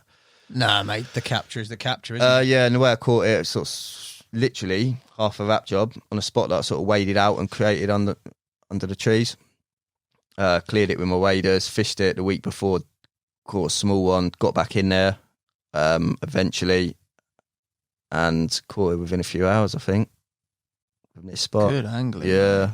Good angling. Personal targets for next year. Personal targets, fishing wise, yeah. Fishing could be work. I haven't really got any, to be honest with you. So no £50 day ticket. No. So coincidentally, after when I caught those, my ticket was due to be run out in July, and I caught them too. And the place was getting busier and busier. Everyone thought it was going to quieten down or go back to a bit more of normality this year after mental 2020, but it didn't. It just got busier and busier, and I was starting to fall out of love with it a little bit. And my ticket was about to be renewed, and I was like, I've got to pay another big wedge of money here for another year. And it's a shame really, because I'll still go back there. Yeah. But anyway, long story short, I didn't renew my ticket. If I ever want to go back there now, I can just pay day tickets or maybe get my ticket back. Who knows? So it's that time, and I thought, what do I do here? And I caught them two fish, and it was like a sign. I was like, that could be a sign there. Go and give somewhere else a go. My head was gone a bit. I wanted a bit of normality, syndicate fishing again. And it just so happened, one of the tickets, I caught that common. The next week, on the Monday, the owner of a syndicate, which is close, a Peterborough syndicate. Yeah. Near Bluebell, actually, he just rang me and was like, look, if opportunities come available, do you want a full ticket? And I was like, oh, he literally put it on me, and this ticket had already started. You can have it now. You can start fishing. I was like, oh, yeah, go on then. Yeah, done. And I just done it. So if I've got targets, I haven't really got a specific target, but going to give that a good crack this year and see what happens. Some lovely big black 40-pounders in there. Nice. Yeah, and other than that, just see what comes along. Very chilled. Yeah. Nash Tackle MVP, mate. Can't be you. Everybody else has pretty much named you, mate. Have they? Well, you've had a good year, mate, haven't you, on the fish front? Yeah, and I guess so. You definitely have. Well, and they've all caught nothing. I don't know if they've not caught. No, I'm joking. On the fish front, I would have to say, from a fishing perspective, I'd have to say Ollie. Yeah, he's had a good year, and he's gone hard, and the whole Woolpack thing and other venues, Horton, and he's been to a few other venues. He's just Mr. Consistent, and he's got a lot. He's had a lot more time this year to go fishing, which has helped. Yeah, his new job role. But he's made Woolpack look quite easy, and it's not, is it? No. And the video was obviously testament to that. It was a really good watch. So fishing wise, but I'm going to give it to, I don't know what other people have done. Have they? They've done sort of split. They've done a fishing one and a sort of a Nash. Yeah, so one. Nash, from a business point of view, I'm going to give it to my old mate Nige Woodcock. Yeah, fair call. Do you know why? Because he stepped up, and he massively. He has stepped up. Basically, what happened was we lost Massey. Unfortunate. That was unfortunate. James Massey left. He was massive, obviously, for us. And Nige, and it all happened around trade show season, which is the worst time for it to happen. Sort of August, September time, and it was like, oh god, and it was a bit like everyone's like, right, panicky mode, and Nige stepped up to the plate. He was just a Northwest sales rep at the time. He stepped up to be like commercial manager. I think he is now. A really difficult time, like I say, and he smashed it. You know, yeah, he's a legend. Nige. He's a legend. and he stepped up to the plate, and we managed to pull off an incredible trade show. Actually, Alex Smith's worth a mention as well. Yeah? Alex Smith's our merchandiser. Yeah, He also stepped up to the plate massively and basically managed the whole European trade. Basically, we're going to have 2 trade shows, one in UK, one in Germany for the European side of things. And because they're only a week apart, with all Brexit and that this year, we've had to, instead of having the same trade show, pack it all down, take it to Europe. We haven't been able to do that because of customs and whatnot. So we had to basically recreate another trade show in Europe.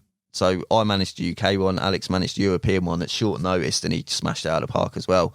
And basically we got through trade show period between me, Nige, everyone really, me, Nige, Alex, all the lads that helped with trade show, Mark Vusen as well, he sort of helped Alex manage the European side of things, and that's not his job, that wasn't his role, but he stepped up because we needed, you know what I mean?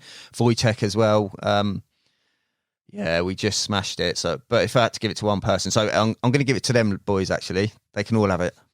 But if I had to pick one, it'd be me old mate Nige. Nice, mate. He smashed Very it. political answered. Well done. Last one. Your Christmas message to the people. I'd like to say something that I shouldn't say. I don't want to get into all politics and all this rubbish. What shouldn't you say? Yeah. What? I don't know what that is, mate. Just be sensible. My Christmas message is be sensible, but do what you've got to do. Get out there. We were all locked up last year, weren't we? It wasn't great, but it was for the right reason, obviously. But this year, all that's gone on in the last few weeks with all the government and all this crap, my message to the people will be get out there, see your family and friends, have a bloody good time, and try and make up for lost time from last year.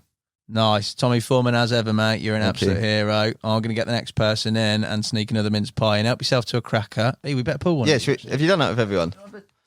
I think it was only Dan. Come on, mate. I lost the first one. Reach. Don't worry, you don't need to be in the mic for this, mate. Oh, but you reached over halfway, mate, as well. So You've that's cheated a foul. there. You had your thumb on the main. No, you had. Orange hat, decent. What's the toy? What is it? What you got?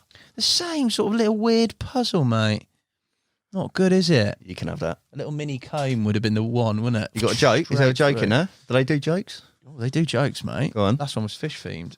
Was it? Yeah, it was. Hair related, obviously, mate. Wee. What do you call a row of men waiting for a haircut? Go on.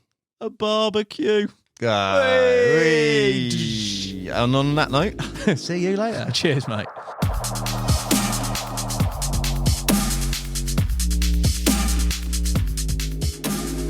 Reedy. Welcome to your first Nash Christmas Special podcast, because you weren't here last year, were you, mate? No, I wasn't. And I'm overjoyed to be here today, Hassan. Hey, you've been in good spirits, mate, considering you've partied in excess the other night, haven't you, mate? I'm trying to put that one behind me, chalk it off to bad experience. But yeah, we had a good Monday night with the sales reps and their team. So, what was your rock bottom moment of Monday night? Monday morning would have probably been being sick in the gents' toilets when Kev had just arrived to turn up for a day's work. Yeah, low point. Consummate professional. He didn't have a job last year. He might not have a job next year. But while he's here, he is good entertainment. How have you been? How have you found your first? Well, not your first, because you've come back because you worked here before. Those of you that listen to your podcast that you've done with me. How have you found the return to Nash in terms of working, mate? Yeah, it's been good. It's been overwhelming, should we put it that way? Yeah, it's been an eye-opener. It's super busy, super high-paced, very fast-paced, I should say. But yeah, it's good. I've started to get my feet under the table a little bit now and get my head around the vast number of products and projects that we're working on at any one time. And yeah, it's good. Yeah, I've enjoyed it. To be fair, you came in at like baptism, fire time, trade show season and all that sort of stuff. So you've had a bit of a roller coaster, a whirlwind. Yeah. Yeah, nice. But no, it's been really good. It's really good. So good. Can't complain. And you're enjoying it, which is the most important thing, mate. Of course, yeah. Good. Right, we're going to go through a little review of your year. But first, we're going to start with what would be on your Christmas wish list, Reedy.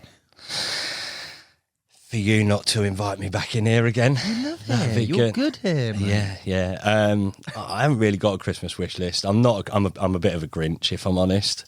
Really? Yeah. Is that because you're just happy all year round that you decide to bring? I've run out of happiness by Christmas. It's like, leave me alone. Let me replenish. But nah, if I'm honest, I like getting together with the family. I like the drinks and the parties and whatever else. But the whole Christmas presents and the giving and it's just stress. It stresses me out. So I'd rather just everyone. You don't get me anything. I won't get you anything. It would be much easier.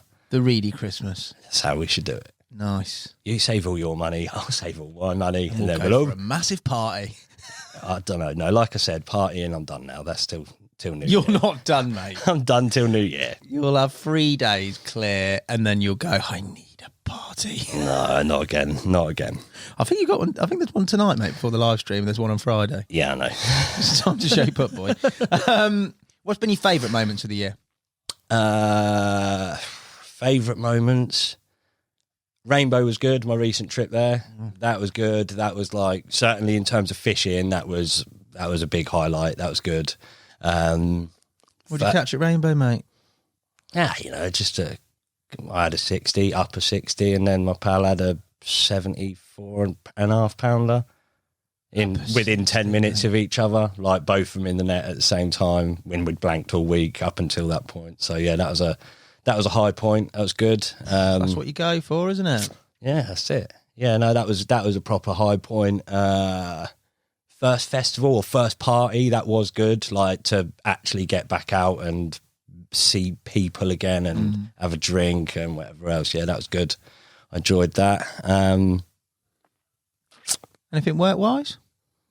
Yeah, came back here. That was all right. Any bits of the work, any bits of your job that you've really sort of, I don't know, has been like overly memorable? Because you've picked up a lot of sort of projects that have been not halfway through, nearly complete and got them through the door, haven't you? Really? Yeah, that's been kind of like, not tough, or it's not been, that was the hardest bit, because I tried to pick up a load of projects right at the end. I was like, well, I don't really know. Is this right? Is this wrong? But now that I'm starting on newer stuff, or starting on stuff that I'm going to have an involvement in from the beginning, now I feel like, right, I'm starting to get my head around it now. So, yeah, enjoying some of the new projects. There's some exciting stuff that I'm more looking forward to doing. We haven't quite got to it yet, but yeah, there's some stuff that I'm looking forward to doing. So good stuff.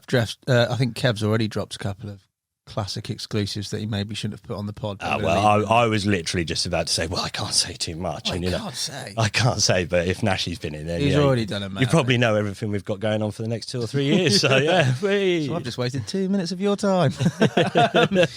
What's been your least favourite moment or moments of the past year?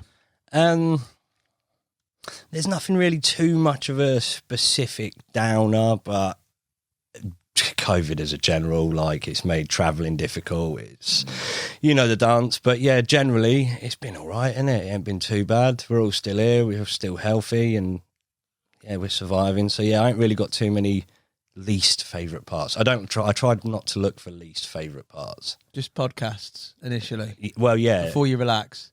Before I relax, yeah, it's the build up to the podcast where I get that horrible sick. You just locked yourself away in your little product innovation office there for about 4 hours and said that you were going somewhere else, and you're just sitting there trying to get out of it, mate. Yeah, I know the sketch well. I am a punisher, if not anything else. Oh, I know. Biggest laugh you've had this year? That is one thing you're synonymous with, mate. So this is going to be a very difficult answer. Again, it's so hard to say because we like to have a laugh all the time. So it's difficult. That I can remember off the top of my head, it probably involves actually you. That was about you at the trade show. Yeah, trying to be. It was one of them where we were just about to start filming, and it was like when you're at school when you're supposed to not laugh, you got to hold it in, but I couldn't, and yeah, ended up in tears over a stupid YouTube video. Oh, it's not stupid, it's brilliant. Who was it that hadn't seen that video? Brad. We showed Brad as the video and then completely lost all sense of focus. Talking about moonshine head torches. That was good. Yeah, that was good. I don't know. Too many to mention is the answer. And if you're interested in the video, just Google news reporter bug in mouth. That's all I'll say. Iconic, mate. I would overlay it if I could get away with it on copyright, but I can't. That's an absolute classic. Most of your voice notes start with some reference to that now as well, mate. They do indeed. Good. Biggest shocker you've witnessed this year? When you sent I haven't got anything for that. Come on, don't. That is the biggest cop out. You've copped out on a lot of these, and I've let you off. Hassan, but you definitely. Do you know what I actually wanted to do? When I thought, right, I've got to come in and he's going to give me all these questions, I thought, do you know what? I should just tell him bollocks. And then just turn it all round and go, what's your favourite moment of the year, Hassan? You can't turn it round on the interviewer. That's a cop out. Why not? You can't answer with a question, can you? You could say your bit and then say, what's yours? I'd take that. Well, but you can't go... That's because, as Dean just mentioned, you just go on and on and on. He's like that little one mosquito that gets in your bivvy overnight. Come on, mate. You've seen some shockers. What was it? Shockers. Oh, God. No, I haven't got anything that springs to mind. What? Go on. What's your interpretation of a shocker? What would be a shocker for me personally? The biggest shocker I've had this year, a podcast where my laptop ran out of battery, so I wasn't sure if it recorded the sound, and I had about 6 guests worth on it, and I thought I've lost it all, and I can't call them back and go, hello, I know you came into Nash and did a podcast with me. Could you come back again because I completely flopped it? Right. Okay. Yeah. That's not the best. Let me think then. What else have I got? I must have more shockers. I've got loads. Oh, my memory's shot to bits, Hassan. Throughout the course of the year, events, parties, trade shows, various socials, and fishing, there must be a shocker in there, Reedy. I mean, just your general state on Monday. Do you know what? I was thinking, I can't even think that far back right now. My brain is so cloudy. But yeah, Monday morning, shocker. That was bad. Low point. That was bad because you were quite angry, weren't you? I was, yeah. That's the joys You're not of normally angry. No, but when you've got Alan sticking a camera in your face first thing in the morning, it's... What exactly did you drink? Because everybody else seemed all right. A bit worse for wear, but you seemed pretty bad. I drank my share and everybody else's shares of Jaeger bombs. Yeah.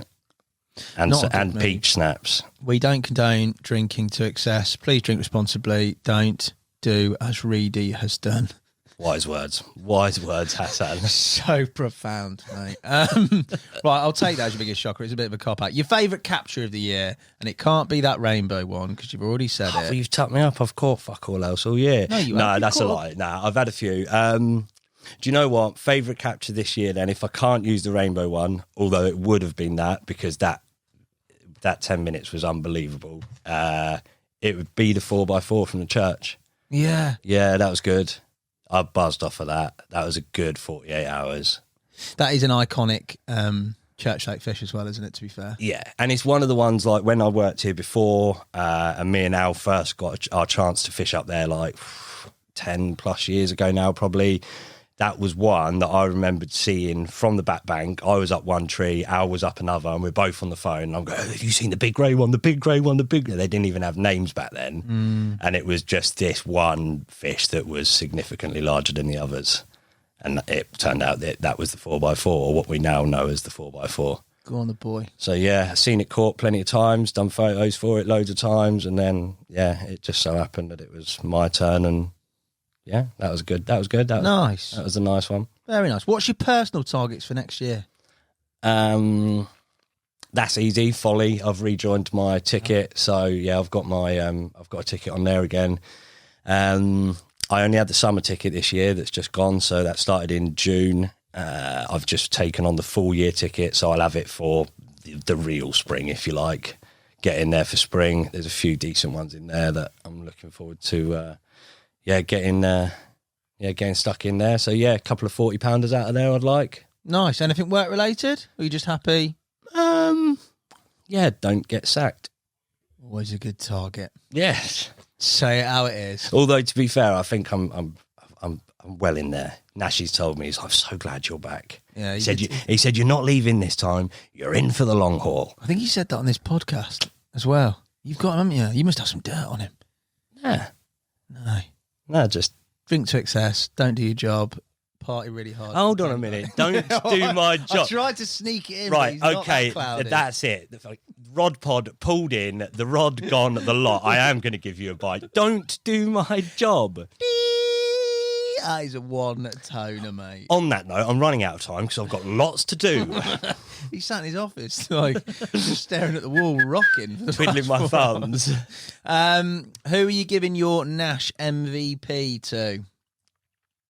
Me. Yeah, I think. Nah, I'm not really. You can't say any one person. Well, everybody else has, so. Well, they're all arseholes then. What I was going to say is, it's a big team effort. Oh, mate, come on. You've got to pick one. All right, me. Yeah, I think you've done well. You've come in, you've adjusted, you've brought life, you've brought humour. Yeah. Work rate, questionable. But you've brought everything that a company needs. You're the glue, mate. You're the glue. Yeah, there's... What do you want me to do? I could come up with loads of bullshit. Alan, because he's so great, and Kevin, because he's the boss. What do you want me to say? This has gone very deep. He's in a dark place, ladies and gentlemen. You full of Christmas cheer. You could say it's like interviewing the Grinch himself. You could say somebody for general sort of business operations and somebody in an angling context from the company. All right, fine. Nashy business context because he runs a show. He's valuable, I guess. Tommy Foreman, as an angler, he smashed it up. He had a couple of real good ones from Bluebell. Everyone said Tommy, he has been consistent. Yeah. He's decent. That's because all he does now is go fishing. He's full-time. Yeah. He's full-time. So. I think only one person's actually pointed out the fact that he is literally a full-timer now. Yeah, he's a bank tramp. Yeah. So fair play. I would be if I could be. So. Would you? Yeah. Yeah. Yeah. You're right. Yeah. Product testing's going to get a little bit slower. I won't be around for podcasts. Yeah. That's a shame. We need to do another one soon, mate. We definitely do. I enjoy these. Final part of my question, you'll be very pleased to know. It is your Christmas message to the Nash public that are watching, listening to this podcast. Oh, yes. Oh, again, words of wisdom. Stay safe, be healthy, and have a lovely start to the new year. Right, now let's go for a Reedy actual speech one. You've come in here very passive-aggressive, Reedy. I don't know. Yeah, that was my message. That was my Christmas message. Be healthy, stay safe, drink responsibly, don't get too wasted, and have a wonderful Christmas and New Year. And big love to you all. That was nice at the end because it was genuine. Well done, Reedy. Reedy, very well done. Well done for being present, getting through it. Great jumper. Thanks for reading the questions beforehand and doing all the work you needed to do in preparation for this. And a Merry Christmas, mate. I love you. Merry Christmas to you too, sir.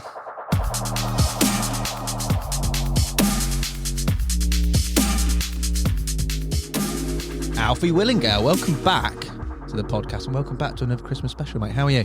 I am very well, thank you. How are you? Well, you're looking very festive. I like what you've done with the microphones. I'm pretty sure, mate. Yeah, that's my calling, isn't it? I should be like, I'll do the next trade show when I just dress it up with tinsel. Yeah, mate, Probably I'll hire you for that job. No, yeah, well.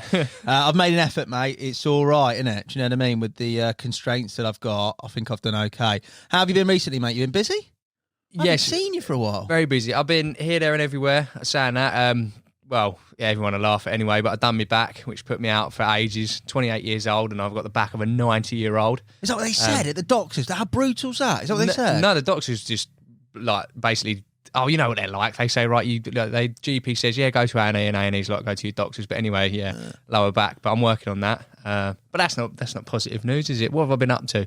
I've been up to getting tonight's live stream sorted. Obviously, by the going to be big time this goes out. That takes a lot of messing about with a few things, but that should be a laugh, depending on how pissed everyone gets, which is the odds are very likely. I'll give you deadly, isn't it? Really, I'll give you evens on Kev giving the company away by the end of the live stream. It'll give more than the company away, mate. Lakes, houses, the lot will go, won't it? Yeah, no, it'll be a laugh. It always is a laugh. Yeah, dangerous, mate. We might need to pick another night or do it in the day. Well, the problem is he's gone out for lunch. So, obviously... He's been on it. He's recorded it. That's why he recorded early today. Yeah. So he's gone out for lunch. So it's going to be a lot of balancing between trying to host the live stream and trying to keep people... Crowd control. Yeah, exactly that. We'll see how Most it goes. professional product to the... this would have already gone live, so people would have seen it. It might be a scandal. Do you know what I mean? Online or something. Yeah. Who knows by this point? But anyway, moving on to the year, mate. We're going to review your year, as we always do at Christmas, mate. Start with what, which is not really a review of the year, but what would be on your Christmas wish list? Yeah, do you know what? You sound like my missus and my mum and anyone who tries to buy presents for me, and they say, what do you want for Christmas? And they say, just don't say money, because I just say, just give us a bit of money, because it's just easy then, isn't it? In case they come along with a voucher and you go, well, great, now I've got to spend it at Marks and Spencer's or John Lewis, which basically means that the missus is going to get something if it's from my mum at John Lewis. On my Christmas wish list, don't know, really. Money? No, Money is hard, I think, because what do you give someone? Do you give them 50 quid? Do you give them 100 quid? Do you give them a tenner? It just doesn't look like you've made an effort, but I am the easiest man to please in the world, mate. Literally, just give me football, give me beer. Yeah, beer. That's it, really. So, but I took my wish list. Chelsea, top of the league by Christmas. You're having a pretty good season. Well, it's tight, isn't it, to be fair? Yeah, it's tight. Obviously, we're third, 2 points off at the minute. It's not unrealistic. You're having a good season. We've got a few games before the new year, but if we're top of the league by 2022, that's my wish. Yeah, you might do, mate. You never know. It's tight. You could happen, mate. You could win it. Yeah. So that'd be nice. Obviously, we've got a few games coming up tomorrow. So yeah, Chelsea. What else? Anything fishing related? Fishing related. I'll tell you what, actually, I'm going away for Christmas in this country. I'm going to one of those hot tub lodge holidays. Nice. Down in the Forest of Dean, which is right by the River Wye, I believe. So I'm going to take the old pike gear. So a Christmas Day pike might not be out of the equation. Go on, I've just got to make myself do it, because I know what happened. It'd be Christmas Eve, and then, from that point onwards, it's always just drinking, really. But go, mate. Get out there and do it. Yeah. So Wye pike is proper. That's proper, mate. I know nothing. All I know is that it's within walking distance from where we're staying. So I'll take the gear with me anyway, and we'll see what happens. So yeah, that'd be nice. Christmas Day pike. I like that. That's a good active list there, mate. Talk to me about your favourite moments of the past year. I tell you what, this year for me has been probably one of the best years in my life, fishing wise. Wow. Yeah, it really has No, it has, without a shadow of a doubt. When I look back now, where I've been this year, obviously it's been a bit up and down with you can go, you can't go with COVID and that. But the things that have happened this year, which in terms of fishing, has just been unbelievable. So there's a couple really that stand out. Obviously, well, Tom's been on, so he's probably mentioned Phil Foden coming up to the church. Yeah. Mega. That was some weekend. That was just everything aligned. Obviously, everything's got to align for him to be free. Because it's not as if you can plan it in advance, because you don't know what's going to happen in terms of the season and this, that, and whatever's happening, obviously, with it going in and like being delayed for whatnot. And then everything's got to align. So first of all, he came down, and then second of all, the church, we just annihilated it. Between him, his old man, I can't remember what it was, like 17 bites. Yeah, that's what I told you, 16, 17 bites. That's ridiculous. Which was just like, that is, you're not going to go on the church and get any better than that. There's only 70 carp in there, so you're doing that in 48 hours. That's a week, like you're ticking off. Yeah, like that is a good week. That is a very, very good week session on there. So to do that in 48 hours was incredible. But if Tommy's covered that as well. But the other thing for me was when me and Henry went to Slovenia. So Slovenia trip, which the video will be out next year at some time. But that was the best, like by a country mile, fishing experience of my entire life. Wow. For a number of different reasons, because you've got, well, I won't give too much away, obviously, because the film will be coming out, but we caught loads of carp, loads of big carp, loads of different looking carp. I had bright orange koi to nearly 40 pound, but it was how we were catching them. Yeah. I won't give too much away, but 4.5 ounce bolt machines at 80, 90 yards, but I wasn't catching them off the top. That's the sort of information I can give. And just that general trip was just the most surreal. Obviously, driving all the way down there, it was like however long it was, but through the Alps, we had the lovely weather, literally just sunshine the whole time. We had the boys with us. We had a solid camera crew. There was beers. We had a little restaurant with the best burgers in the world. That's another thing.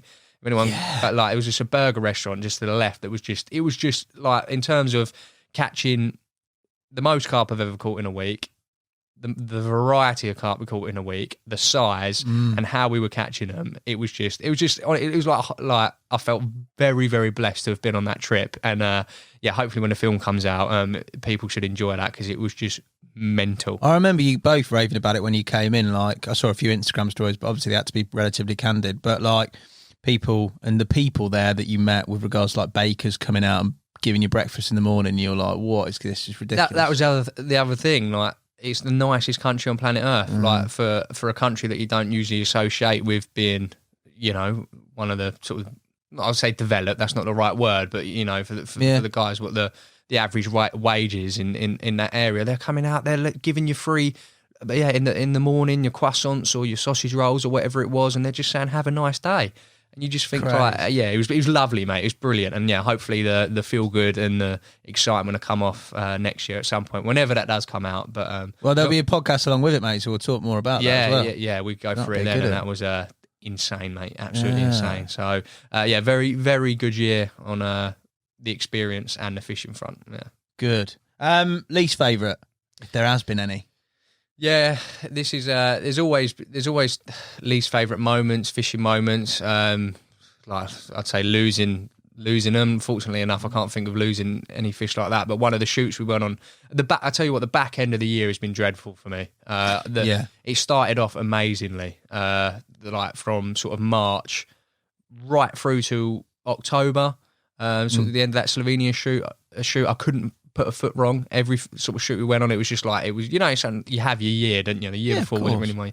And but at the end we went to Belgium, me, Henry, Marco as well from the Benelux videographer, and it was Tone and Brad, and it was a disaster, mate. We have shoots that get canned because for obvious reasons, you're relying on a wild animal eating a piece of metal at the end of the day, and sometimes it doesn't happen. But we went on that first frost, fished a really shallow lake for 5 nights, and you know when you're just there and you're just like, you know it's not going to happen. It's dead, just dead. And then so you're there for 5 nights, and then poor old Tone was really ill. We thought we had the Rona.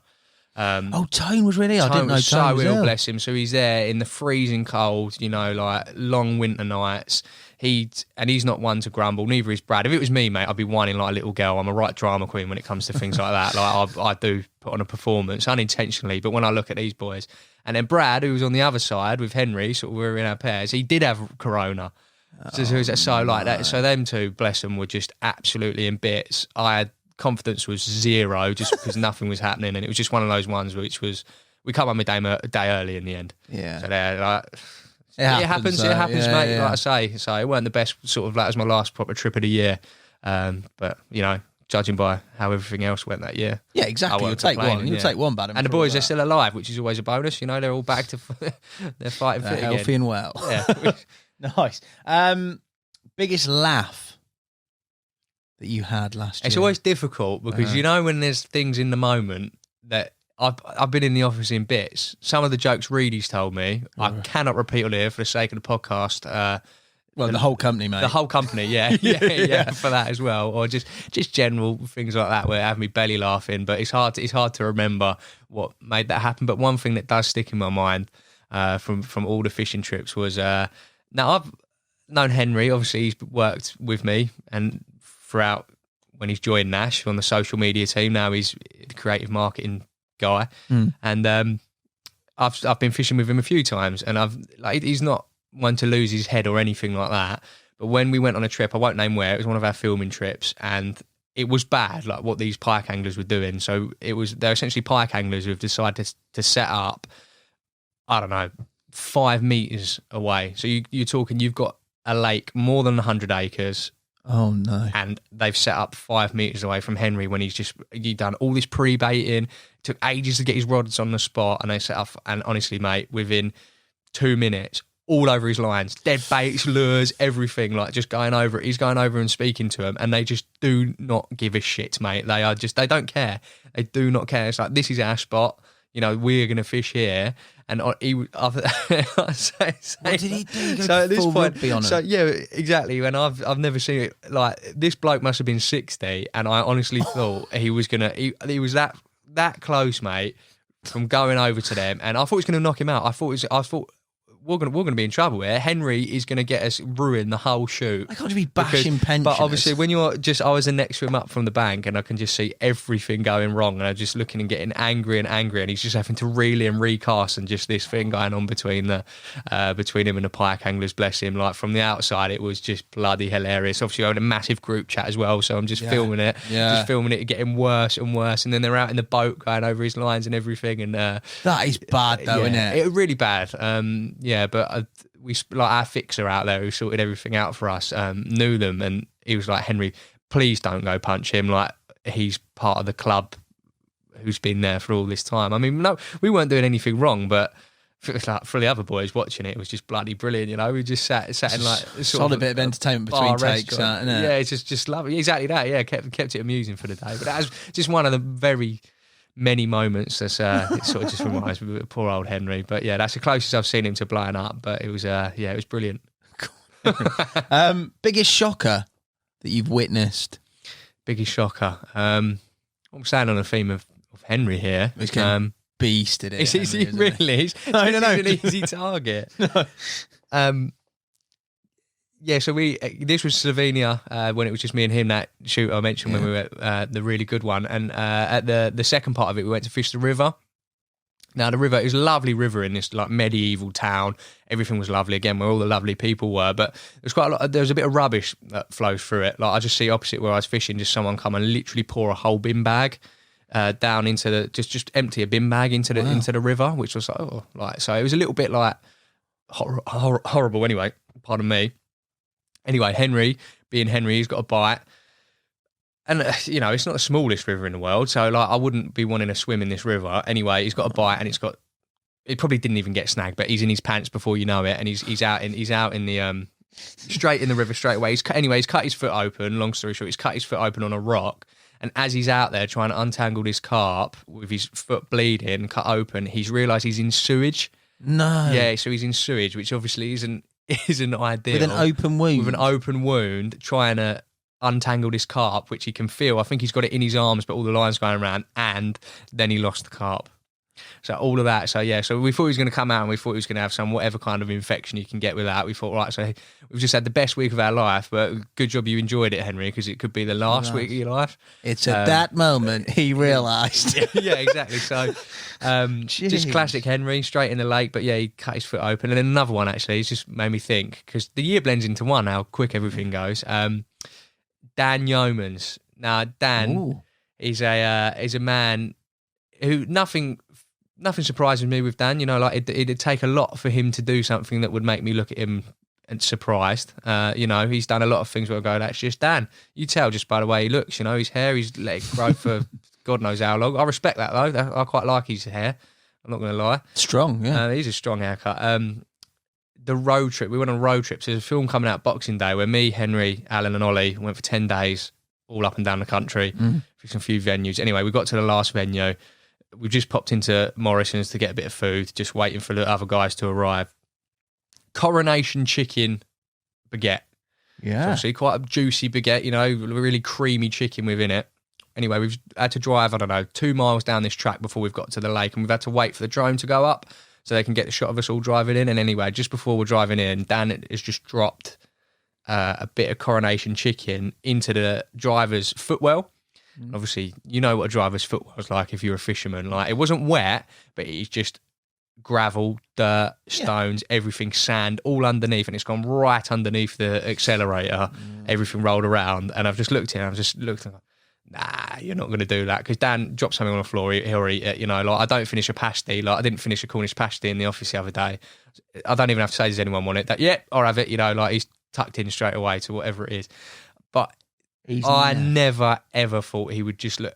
It might as well have just picked mud up off of the floor, just scooped it all up and put it in his mouth and just gone, it's a big bit of chicken now, I'm not wasting it. And he's just ate it. Just ate the whole thing. Just ate the whole bit of thing that's just been underneath the pedals. I just thought of it a second ago.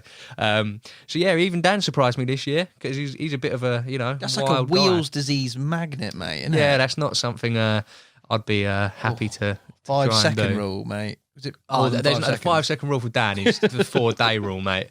It's like reheating seafood. You know, all that's that's Dan. But that, didn't he? He's been all right. Yeah, he's all right. Yeah, he's fine. Don't get me wrong, he was fine. He is fine. So, favourite capture for you, mate? For you? It would be very, very close between two. So I'll just mention both for different reasons. Again, one was just down my syndicate, which I've hardly been to this year. Most of the time because of work commitments with filming, so it's not as if I've missed out on anything. But yeah, it was 45-12, I think it was, on a zig, on a 13, 14-foot zig. We might have mentioned it before. But that would have been my personal best then. But it was just, you know, one of them ones where I've turned up and it was all the new members were there. The lockdown was easing. It was really, really busy. It was the part of the lake that I never ever, it was the deepest part of the lake on the warmest day of the year, but they were just up, mate. I just thought, right. And they were just on a hatch. And I just, no one really that I spoke to liked to zig on there. And 20 minutes in, zig, 45-pounder. So that was obviously quite an achievement on a zig rig, you know, like a 5 mil bit of black foam or whatever it was. Like, it was nice, but I think you can't beat the fact that, again, talking about the stars aligning, that Phil Foden church trip. And again, the boys always say that I nicked this and this fish because obviously we were there with Phil and his old man and Aid, Paul from Carp Fever in Manchester, to, you know, show them a good time. But at this point, they've all caught loads, and I had no intention, and I promise, and people won't believe me, of catching any fish. But all it was is like I see one fish feeding so delicately, where it was just you needed to drop a soft hookable floater in, I don't know, like a 2-foot squared hole in the weed, and Phil, he was fine. He'd landed most of the fish by himself, absolutely no problem. Just a couple in the island, and I was like, right, I'm down to my last controller float now, so let me have a go.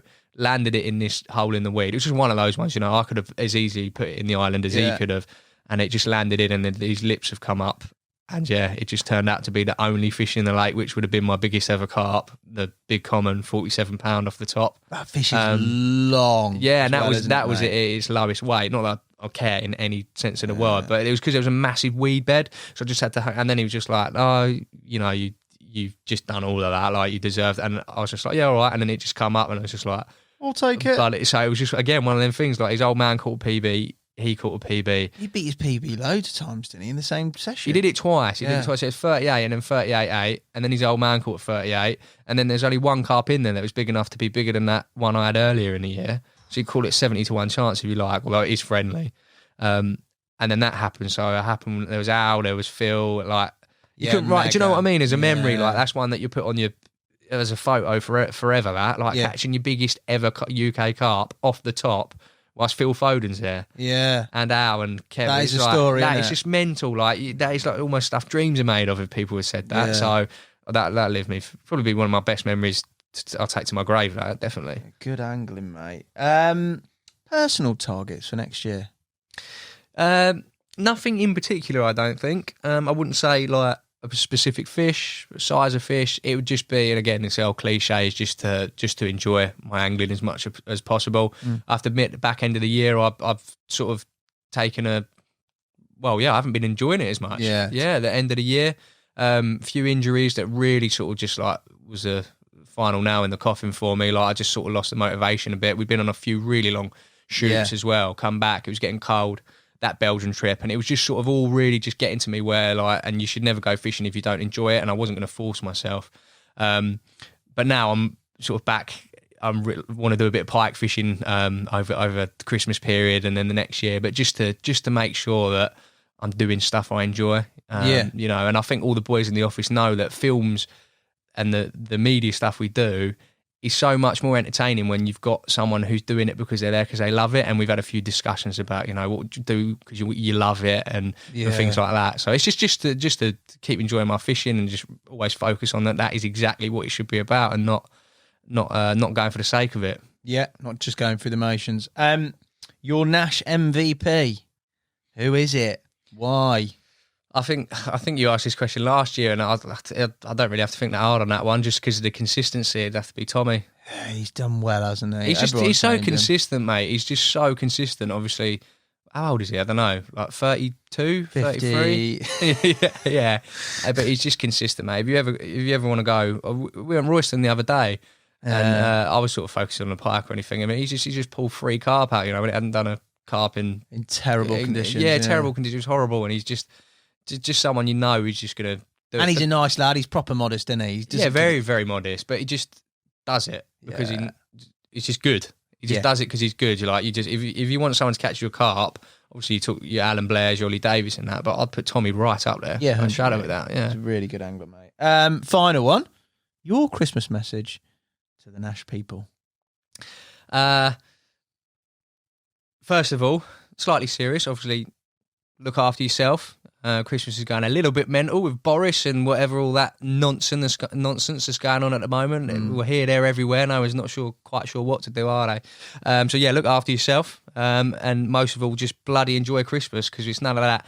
Oh, you can only have one person from this family if it's your auntie's dog's sister's nephew hasn't been in contact. There's none of that this year. So just drink up, drink up, get on it, make the most of it, and just have a bloody good time. Like see the year out. I'm sure a lot of people will be happy to see the back of this year, but at the same time, you can spend it with your loved ones, and that's the most important thing, I think. Just have a good time. Nice one. Alfie, mate, you're a ledge. Thank you very much, mate. Thank you very much. Let's go and get a mince pie. Yeah, why not?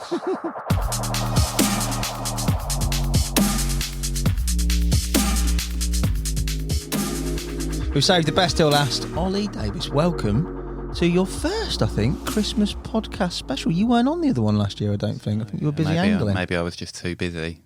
Maybe. Too busy being a Grinch. Too busy. Thanks for having me, mate. No, not at all. How have you been, mate? Good? Yeah, really good, mate. Yeah, really good. Catching a few? Do you know what? It's been a bit of a slow December for me. I can't say I've fished really hard, mate. I've had a pretty good year this year, and trying to keep the fires burning by not burning them out by fishing too much in December. It's been really slow everywhere that I've fished anyway, so there's a lot of rod hours going into not a lot of captures. So yeah, time for me to kind of turn my attentions elsewhere. Nice. Yeah, I've been doing a little bit of different fishing. You've done it, as you said before, though, mate. You've had a very, very, very good year, and in essence of this, we're going to review the year. But before we start reviewing the year and talking about best moments, etc., what would be on your Christmas wish list, mate? Do you know what? There's nothing materialistic I really need, Hassan. Being a man, I tend to buy stuff for myself. If I want something and I can afford it, I'll buy it. If the fishing gods could send me something, I've been doing a little bit of barbel fishing. It's that time of year, and I've got a new ticket, and there's a real big one in there. So yeah, a new PB barbel over Christmas. That'd be the best present for me. What's a new PB? What? My biggest is 14 at the moment, but there's 14 from where? I think that was from the Loddon. Right. Not the Loddon, no, sorry. The Ivel. Right. I've had doubles from a few different rivers, but it's good going. That is. Oh no, back then 14 wasn't a big one back then. It's done over £20 that bit of Loddon, and in fact, like where I'm fishing now, it's a 19 pounder. So yeah, I'll settle for that. Something close to 18, 19 pounds. Is that greedy? Yeah, fingers crossed, mate. You'll have it, I'm sure. Some nice grayling as well you caught recently, I may have seen. Yes, mate. Just manage a trip down there every year. In fact, literally didn't even fish for an hour, Hassan. It was that storm Barra came in, and I was so soaked by the sideways rain that by the time I'd put 10 grayling in the net, I'd had enough. Job done. Job done, mate. Nice Yeah. Yeah. What are your favourite or standout moments from the year? Oh God, fishing wise, there's been so many highlights, but I think I have to say my favourite moment. It's sort of fishing related, but not fishing related. Was going down to the south of France for Lolo's wedding. Now, anyone that doesn't know Lolo, Lauriane Taris, he's one of our French consultants, and yeah, he's a top bloke. And he got married to his wife Cindy. Can you hear that? Ah, you're all right. I think that's just Dean doing donuts on the quad outside the pod studio. I mean, he doesn't actually do any work, so the irony of him actually being on the quad is brilliant. But him driving it past the podcast studio is even better. Cheers, Dean. Merry Christmas, mate. One, Dean. So like, my best moment was that trip down to the south of France for Lolo's wedding, and it was a brilliant couple of days. And I have to say, I don't think my other half's going to listen to this, but Lauriane's other half, it runs a modelling agency, so there were some very, very pretty girls at the wedding. And mate, I think it was like the second day we went down to the beach, and we were in this beach club, and I was drinking a cocktail with my feet in the sand. And all these supermodels, Miss France 2020 and 2021, and they all decided they were going to play beach volleyball in their bikinis. So I think that's probably the highlight of my year, Hassan. I can't lie. I'm not sure where to go with this, mate, really. But if you're, it's pretty much just like rocking up on the wall pack, isn't it, mate? It's pretty much the same buzz, isn't it? Oh, it was a buzz. It was a buzz. No, it was a really good weekend. Got to see loads of people, like French consultants and, friends that hadn't seen for a while with all this COVID going on. So, yeah, it was a really, really cool weekend. And Reedy and I even fished on the way back. Did you? Did you catch a fish? He wanted to stay in a hotel, but we ended up fishing a 360-acre lake for an overnighter from about 8 o'clock till about 6 o'clock in the morning. And we both caught one, funnily enough. Did you? Woke up to a bite at 4 o'clock in the morning, and it was a 12-pound mirror or something. That's Eurobanks semi-relived. Typical. Carp mate. Hotel Special. Yeah. Nice. On the sort of polar opposite of that, your least favourite or favourable moment of the year? Least favourite? Do you know what? It's probably when Wilson left. Yeah. That was a bit of a surprise and a bit of a sad moment, really, because, he's a Nash stalwart. But, he's gone off to do other things with his life and he's happy. So, I'm happy for him. But it was a bit of a shocker, a bit of a moment that none of us were really expecting. I remember the text in the WhatsApp group and thought, is he having a laugh here? Yeah. Well past April, mate. It's too late. So, but good luck, Wills, whatever you do. Yeah. Big love, mate. Biggest laugh you've had this year? Oh, man. Do you know what? I can't really give away too many details because we're keeping the location of our of our social a secret. But let's say that one of the people that we met, he's an old friend. He's a real character. And I spent a couple of days on the bank with him and I've not laughed so hard in years, honestly. I wasn't sure if it was sticking 10 kilos in with the throwing stick or the actual laughing, but my body was hurting, really hurting, yeah. It was an amazing trip, and we had a great laugh. So I can't really say his name because it will give away. But he's a big character in carp fishing, excellent angler, top bloke, and so funny. Is he on the video? I'm sure he'll make it onto the video. He can't not be. Too right. Nice. Biggest shocker that you've witnessed in the past year? Biggest shocker? Yeah, I don't... what do you mean by shocker, like Hassan? Like Nightmare. Calamity. Oh, God. I can't really think of anything too savage, to be honest. I might have to pass on that one, mate. A pass. I don't know. Like, I should have thought about that one a bit more. But no, it's been a good year. Yeah, good year. Yeah, good. Yeah. That is good. Favourite capture of the year? Oof, tough. I've been blessed with some amazing carp this year, Hassan. But there's one fish which I've never been a target angler, but it was one fish that I really wanted to catch this year, and that was that carving out of Woolpack 5 and 6. So yeah, when that one slipped over the net cord, I was a bit excited, and I don't normally get that excited over captures, but yeah, I was like stomping around the swim, going, I've got it. Yeah, it's a mega fish, isn't it? Yeah, so all the fish out there, to be fair, mate. Yeah, caught some really nice ones, but for me, that 40-pound, near 50-year-old English common, yeah, for me that was the pinnacle. Special, capital S. Your personal targets for next year? I've never really been a target-driven angler, but then I've just mentioned in a previous breath, that particular fish. I think my targets are fluid, really. I think wherever I am at the time, I always want to catch as many as possible, and if there's a particular nice fish, yeah. So my targets are keep enjoying my fishing, keep motivated, keep getting out there and catching a few. Have you found just generally the change in sort of role, if you like? Because obviously, well, I've tried not to be a full timer, if that makes any sense, because I think it's really easy once you've got a little bit more time to fish to be complacent and to just sit there and maybe just waste time a little bit. So yeah, I'm quite conscious of that. So even though I've got a little bit more time to fish, I make sure I make use of it. Well, you've maximised that this year, mate. You've had a few. I've tried more than a few. Your Nash MVP for this year? Do you know what? It'll be the same every year. It has to be Alan. It has to be Alan in terms of what he brings to Nash, in terms of the business, in terms of the media, in terms of just the motivation for all of us and the friendship. Alan wins every year for me. He's mad. Don't isn't he? tell him that though. No, we won't tell him. This will be edited out. He'll be dubbed. With As much as he's a bloody nightmare, he is the best. Love him. He's a force, mate. Final, your message to the Nash public that are watching / listening to this podcast. If you catch carp and you put them back, then you are my brother. Yes. Is that how it went? I think so. Something like that. I remember something like that. I remember taking that at the end segment for that. It's absolutely perfectly apt. I've had loads of people say, sort of take the piss, whatever. But That's brilliant, mate. Yeah, do you know what? I still stand by that. There's a bit too much infighting in angling. We need to stick together. We need to recognise that angling's under threat from other places. We don't need to be fighting internally. So, yeah, show love to your fellow anglers. Yeah. Ollie, you're a legend. And that concludes our little Christmas podcast, mate. So thank you, viewers, for watching and listening. Please make sure that you subscribe and leave us a review. And above all else, stay safe. Have a brilliant, brilliant Christmas with your loved ones and a fantastic, healthy, happy New Year. Ollie, thank you very much, Thanks, mate. Hassan. Merry Christmas.